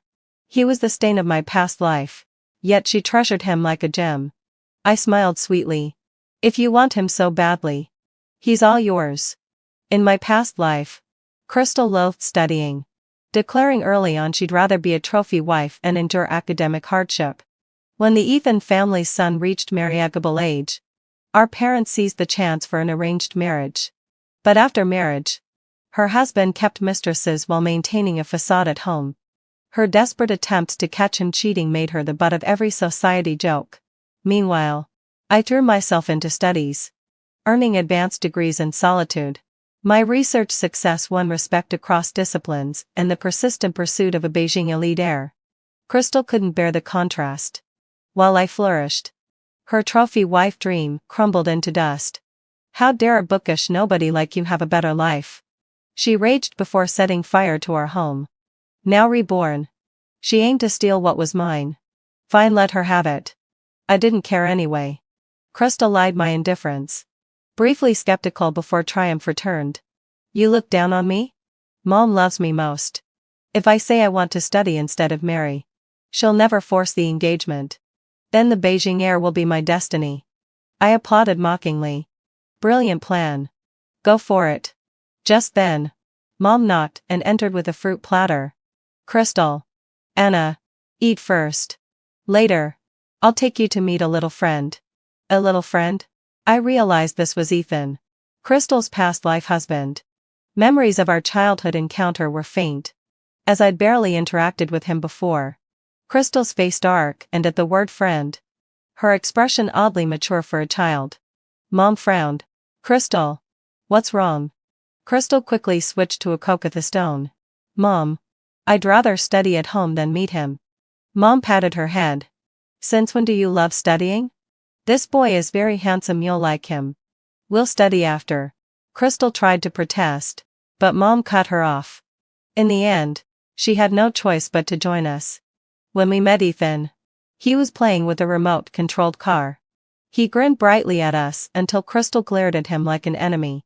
In her past life, she'd fawned over wealthy heirs, so Ethan had favored her flattery. But now, he ignored Crystal and approached me directly. Anna. Want to play with my car? Let's play together. His gaze held a maturity beyond his years. He's reborn too. I nodded. Sure. Crystal scoffed. What's so fun about a stupid car? Disgusting. Ethan frowned and turned to his father. Dad. I don't like this girl. She called me disgusting. Can she not come over again? Ethan's father frowned at Crystal, and Mom's face tightened. Crystal paled. Confused, why was this different from her past life? She forgot she'd once clung to him. Now, her disdain triggered his dislike. Ethan was no pushover. Tugging his father's hand, Ethan pleaded. Please. Dad? Just let Anna come next time. His father relented. All right. Only Anna can visit. Ethan cheered, while Crystal's glare turned venomous. Watching her seethe, I decided to add fuel to the fire. Taking Mom's hand, I said softly. Crystal said she wants to marry the Beijing heir. Not Ethan. That's why she won't play with him. Mom's expression turned icy, glancing at Crystal with disdain. Crystal snapped. You're all bullies. Ingd's a womanizer. I'd rather die than marry him. She stormed off, leaving everyone puzzled.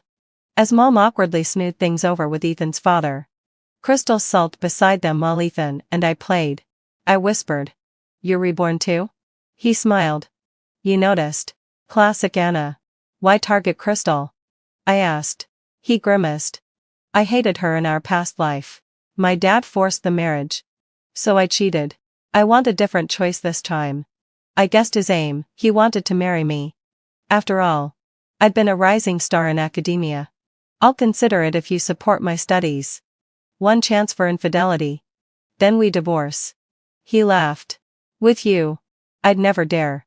Later. At home. Mom scolded Crystal for her outburst. In a fit, Crystal yelled. I'm marrying the Beijing heir. Not Ethan. He's a cheat. Mom, furious, punished her. Years passed. I excelled in all areas, while Crystal barely scraped by academically. When the Ethan family proposed another marriage alliance, Mom looked to Crystal but she refused, claiming she needed to study. I stepped forward. I'll do it. I can still study after marriage. And I like Ethan. Mom agreed, relieved yet hesitant. As I left, Crystal sneered. Enjoy your marriage, sister. Soon you'll be the joke of the ladies' circle, while I'll become the Beijing heir's wife. I found it extremely ridiculous in my heart and laughed. Then I wished she could become the woman of the Beijing circle's prince as soon as possible. In this life, I married Ethan mainly to avoid the so-called Beijing circle prince, Rian. He is a psychopath. In the previous life, he pursued me mainly because of my academic performance and my appearance. He said he had never seen such a perfect person. I was good-looking and did well in scientific research. He praised me every day, and I gradually became addicted to his praise.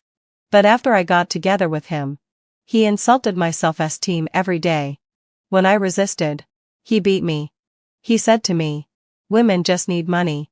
What's the point of doing scientific research projects? Pretending to be noble. People are all the same.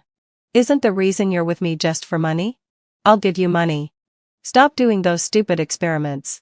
Seeing you live like a dog, I don't know why, but I feel so happy. I quarreled with him every day, and my body was covered with blue and purple marks from the beatings. He had narcissistic personality disorder. On the one hand, he thought only someone like me was worthy of him. On the other hand, he didn't want the people around him to be stronger than him. I never thought I would meet such a person. Finally, I couldn't stand it anymore and planned to break up with him. But he threatened me unhurriedly, saying, "If you break up with me, hading förstört me, I'll ruin your career and make you lose everything." There was no way. So I had to live under his shadow. He was a stain on my life. This time, I definitely didn't want to fall into his hands again. Not long after, my marriage with Ethan was completed, and I became his wife. To my surprise, he was very good to me and didn't cheat in the marriage. When Crystal saw me marry Ethan, her proud face became a little ferocious. "Sister, just wait to become a joke in the ladies' circle. People don't change. And they won't change because of a bookworm like you." What she didn't know was that after finding out that Ryan had narcissistic personality disorder in the previous life, I started learning psychology. During this time, I had many conversations with Ethan. It turned out that his mother died early when he was a child, and he had lacked maternal love since childhood. So in the previous life, he wanted to get that maternal love from Crystal, but Crystal only cared about money, fame, had inselheld by and vanity, and didn't care about Ethan at all. Therefore, Ethan would be attracted to women who resembled his mother and kept cheating. He found me because he was attracted to me in the previous life, but unfortunately, he was already married and had a bad reputation in the previous life. He didn't want to tarnish me, so he didn't approach me. I guessed that there must be something about me that resembled his mother. I asked him, "Is there something about me that is similar to your mother?"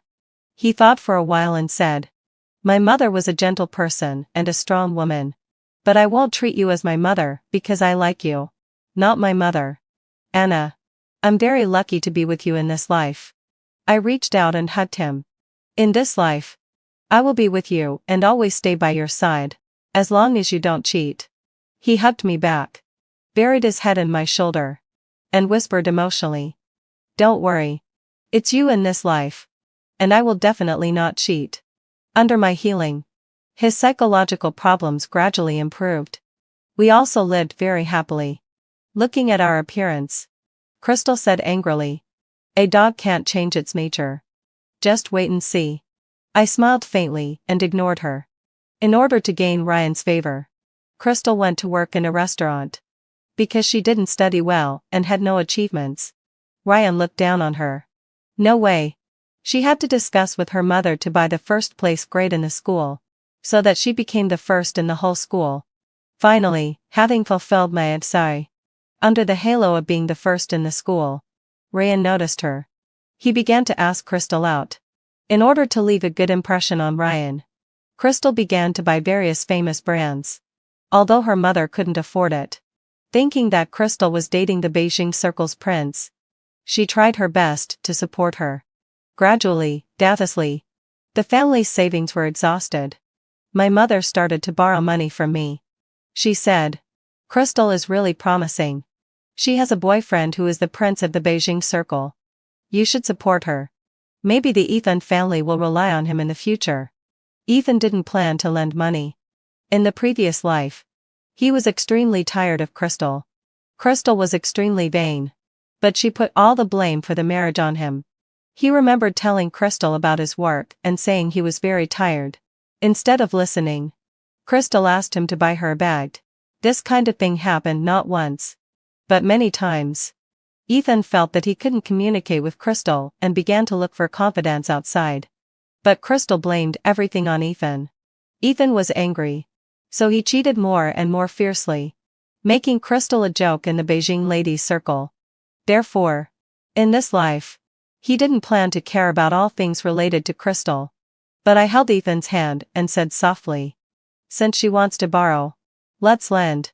That Beijing Circle prince is not a good person. In the previous life, he was with me, but in fact, he was a psychopath. In the previous life, she set fire to die with me just because she saw me with the Beijing Circle prince. She always hopes for you cheating and us falling out. We should give her something in return."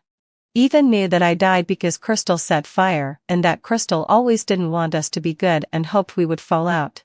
He was immediately very angry and said, "Okay. We'll end. I hope she can be with that Beijing Circle prince as soon as possible." Ethan lent Crystal a sum of money. Counting the money in her hand, Crystal curved a sneer. "Don't be complacent. When I get together with Ryan, I'll pay back this money to you. After all, I don't want to have anything to do with people of bad character." I then sneered. I smiled gently and said, "Crystal, I hope you can be with Ryan as soon as possible. Maybe we can also benefit from it." Crystal glanced at us contemptuously and said proudly, "Okay. Let's see." Ethan and I looked at each other. And some things were understood without words. After marrying Ethan, I still kept learning and improving. And kept participating in the school's scientific research projects. I also won an award in one project. Ethan also kept improving in his studies. His father was very satisfied when he saw this, and gave us a large sum of money to go on a trip. We went to the White Lover Park in Hokkaido. In the park, we met Ryan and Crystal. Crystal was arm in arm with Ryan and looked very sweet. When they saw us, they came over. Ryan looked at me, and a strange light appeared in his eyes. "Crystal, who are they?" he asked. Crystal smiled and said contemptuously, "They are my sister and brother-in-law. They have nothing to do all day and just know how to play around."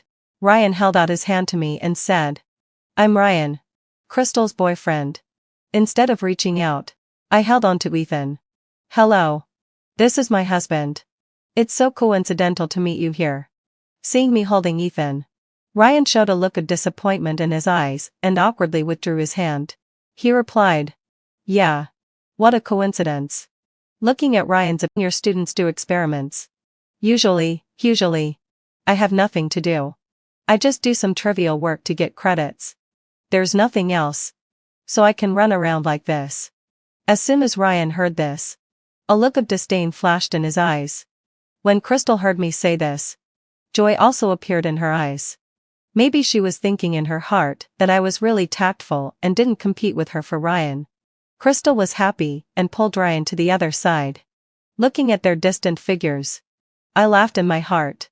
I finally got rid of the shadow of Ryan. But Crystal still regarded him as a treasure and even killed me for him. Ethan came over and took my hand. He said softly, "These two evil people will be punished by each other. They are a perfect match." I smiled and pulled him to a dessert shop.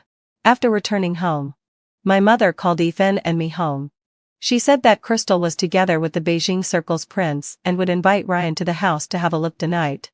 She asked us to come and celebrate together. Originally, heading to Velvet. We planned to go to a seafood buffet tonight and didn't want to go. But since my mother insisted on us going back, we had to return. When we went back, Ryan had already arrived. He sat on the chair, looking a little impatient, as if he thought the chair was too small and he couldn't stretch out. My mother looked at him like a servant on standby, serving tea and water for a while. Crystal, on the side, watched all this with satisfaction. As proud as a princess who had fallen into the common people's circle. She glanced at me and began to flatter Ryan. "Sister. This is Ryan. My boyfriend. Hurry up and get to know him. Maybe your brother-in-law will need his help in the future. My boyfriend is not ordinary." Ethan quickly cooperated and said to Ryan, "Hello." Ryan glanced at him contemptuously and said, "Hello." Then there was no more. I sniffed and slightly and imperceptibly twitched his brow. Although the Ethan family is not the richest in Beijing, it ranks 5th in Beijing. The business is stable, without so many complicated connections. And it is a leader in emerging technologies, with great development potential. The Ryan family is in real estate, which is not popular today, and they may lose everything at any time. I slightly curled my lips, disdainful in my heart, watching the performance of Crystal and Ryan. After a while, the nanny specially hired by my mother served the meal. The 4 of us sat at the dining table. Ethan said softly to me, "Your mother really goes all out to curry favor with the Beijing Circle's prince." Looking at the food on the table, I smiled and also said softly, "Wait a moment and see." Ryan picked up a sauce-fried shrimp and put it in his mouth. As soon as he put it in his mouth, his face immediately changed. And he coughed loudly. Crystal quickly brought water over. Ryan drank the water and said softly, "It's okay." Then he picked up another chopstick of cucumber. His face changing drastically again as he coughed repeatedly. I stifled a laugh. Ryan couldn't handle spicy food. And every dish on the table was cooked to Crystal's taste, all fiery hot. He'd already held back the first time without losing his temper. But encountering spicy food a second time? With his narcissistic personality disorder, believing everyone should cater to him, he wouldn't tolerate it anymore. Sure enough, he slammed his chopsticks down, face darkening. "What's with this overly spicy food? Is this how you treat guests? I'm done. Let's go." Crystal and my mother jumped in shock. My mother quickly explained, "We had no idea you can't eat spicy. I'll have the nanny cook me dishes right away, don't leave yet." Ryan glanced coldly at them before storming out, slamming the door so hard it rattled. Both Crystal and Mom flinched. Seeing Ryan leave, Mom shoved Crystal toward the door. "Hurry and chase after him." Crystal dashed out. That night, Crystal called me. "Anna, you knew Ryan can't eat spicy. Why didn't you warn me?" I'd expected this call. "I didn't know either, we've always cooked spicy at home. I haven't been back in ages. How would I know if our tastes changed? Aren't you Ryan's girlfriend? Don't you know his preferences?" Crystal stumbled. Then hissed, "You did this on purpose." "But it doesn't matter. Ryan's already forgiven me. When we're together, we'll be happy. Just wait for your husband to cheat and become the society joke you used to laugh at." I chuckled at her curse. "You'll be disappointed. Ethan and I are happier than ever, nothing like what you're imagining." "Worry about yourself first," Crystal seethed. "We'll see." After hanging up, I thought, these two scumbags deserve each other. Ryan wanted to break up with Crystal, but her relentless pestering kept them together. Still, his heart clearly wasn't in it. He openly pursued other outstanding women, cheating repeatedly. This only deepened Crystal's hatred toward me. Knowing my sister, she'd likely try to sabotage my marriage to make me suffer like she did in our past life. I warned Ethan to prepare. Being sharp, he gave me an okay sign, "Leave it to me." Days later, Ethan hadn't come home by midnight. My calls went unanswered, and panic surged until Crystal called. "Sis, hasn't hubby come home yet? You should check room 103 at Hai Chen Hotel. Bet they're still busy. I told you guys like him never change. He'll cheat no matter who he's with. Just learn to tolerate it." My prediction had come true. But I knew Ethan wouldn't fall for Crystal's trap. I rushed to the hotel. Outside room 103. My heart raced until I'd heard voices inside. Calm and controlled. Pushing the door open, I saw Ethan chatting with a woman, the very one Crystal had sent to frame him. Ethan pulled me into a hug instantly. "Anna, I almost got drugged. Thank God you're here." I rolled my eyes, stroking his hair. "Good boy." He stood up, giving me a meaningful look. "But I found a way to deal with that bitch Crystal." I turned to the woman, who smiled at me. She looked familiar. Yana, Crystal's classmate. In our past life, Crystal had bullied her relentlessly, forced her to do homework, clean shoes, even beaten her for refusing. Yana had dropped out suddenly, and no one knew why.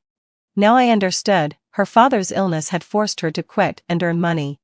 This time, thanks to my interference, she'd stayed in school until Crystal offered her cash to drug Ethan and sleep with him. Ethan had anticipated Crystal's move, carrying an antidote for the aphrodisiac she'd planned to use.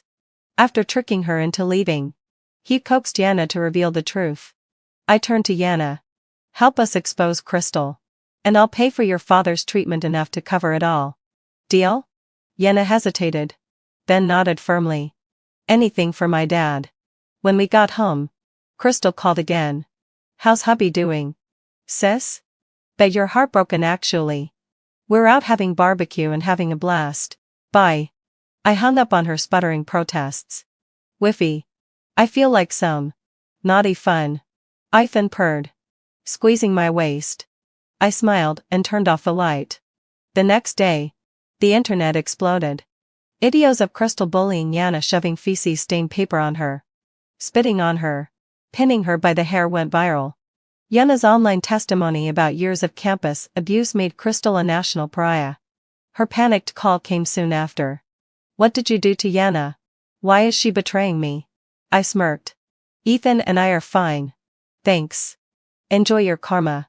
Crystal tried to confront Yana, but she'd already transferred schools. At campus, students jeered. "Look, the internet celebrity's here." Former victims sprayed ink on her, turning her pristine uniform black. Humiliated, she ran home to Mom, who called me for answers. After hearing the truth, Mom refused to intervene, leaving Crystal to fend for herself.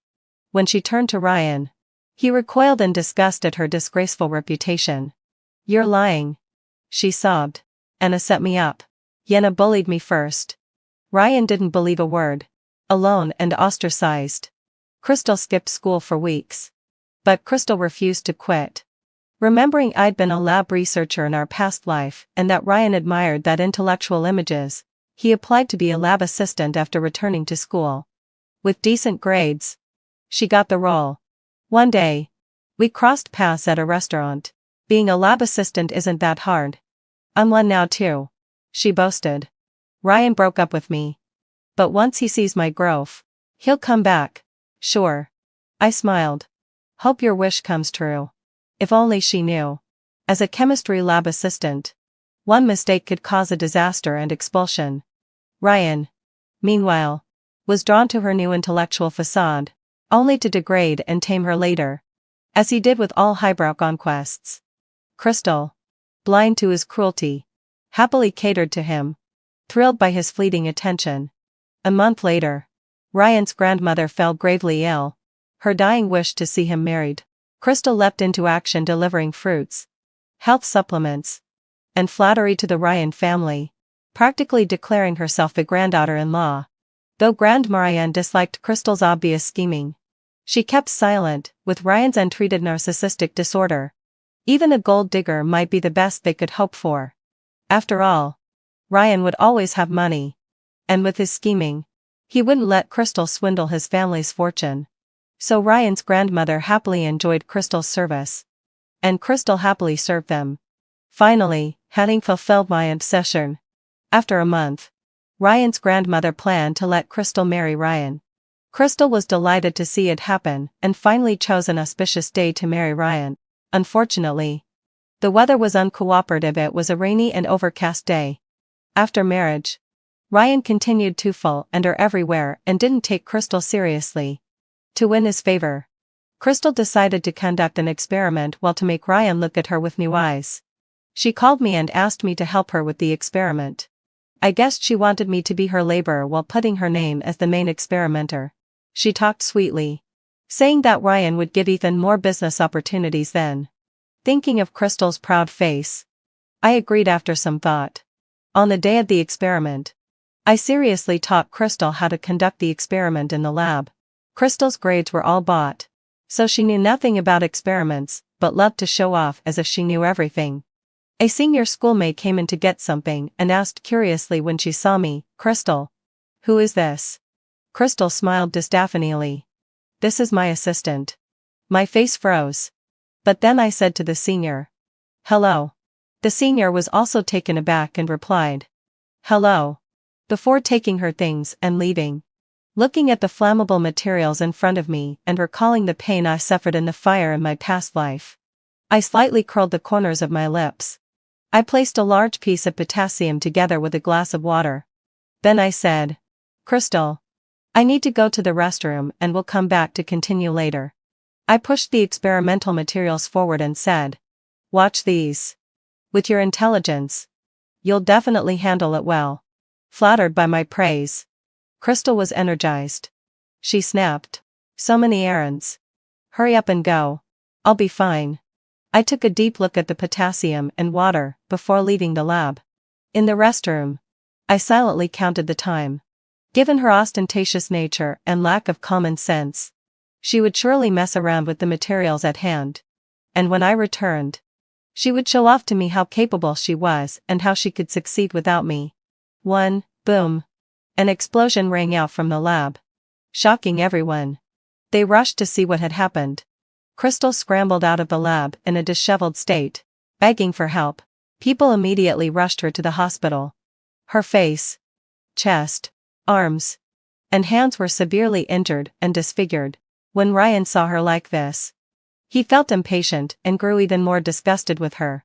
Only a hair's breadth from throwing a divorce agreement in her face. Crystal was furious but had nowhere to vent, so she could only hatefully stab it all with a knife in the hospital. When classmates visited her and asked what had happened, she said she had put potassium and water together. Classmates were astonished that she could make such a basic mistake, given her excellent grades. Crystal avoided eye contact and mumbled that she had forgotten, although she tried to play it off. The truth about her buying grades was dug up. Ryan, already tired of her, now felt like a fool for being so deceived when he learned about the bought grades. He directly threw a divorce agreement in her face, demanding a divorce. Crystal, now disfigured and penniless, naturally refused and began to pester them. Finally, having fulfilled me.I, Ryan's narcissistic personality disorder was exposed, and the media also uncovered that he had killed many outstanding girls due to this disorder, burying them in the backyard of his villa. 32 corpses in total. People were shocked to find that the prince of the Beijing circle was actually a psychopath who had killed so many people. The Ryan family's stock price plummeted. The story of him and Crystal spread like wildfire, known to everyone. Ryan's grandmother, already in poor health, died directly because of this incident. In the end, Ryan was arrested and imprisoned, awaiting the death penalty. Crystal, disfigured and despairing, called me over one night. I knew she might try to repeat her old trick and drag me down with her, but how could I let her have her way? In advance, Ethan and I placed a large spring mattress near the window and had him wait outside for me. When she set the fire, I rushed to the window and jumped onto the spring mattress I had prepared. Ethan saw me and quickly helped me put away the mattress. Crystal rushed to the window and let out a shrill scream when she saw us packing up the mattress. Anna, you deserve to die. You deserve to die. Why isn't it you who died? I turned to look at her and said, enjoy the next few minutes. Evil people will eventually be punished. Ethan and I exchanged a glance, smiling at each other with complete satisfaction. Then he took my hand, and we left the hospital together. From now on, we would have a long and happy life ahead. As for Crystal, she perished in the fire, leaving behind nothing but jokes and stains in the world.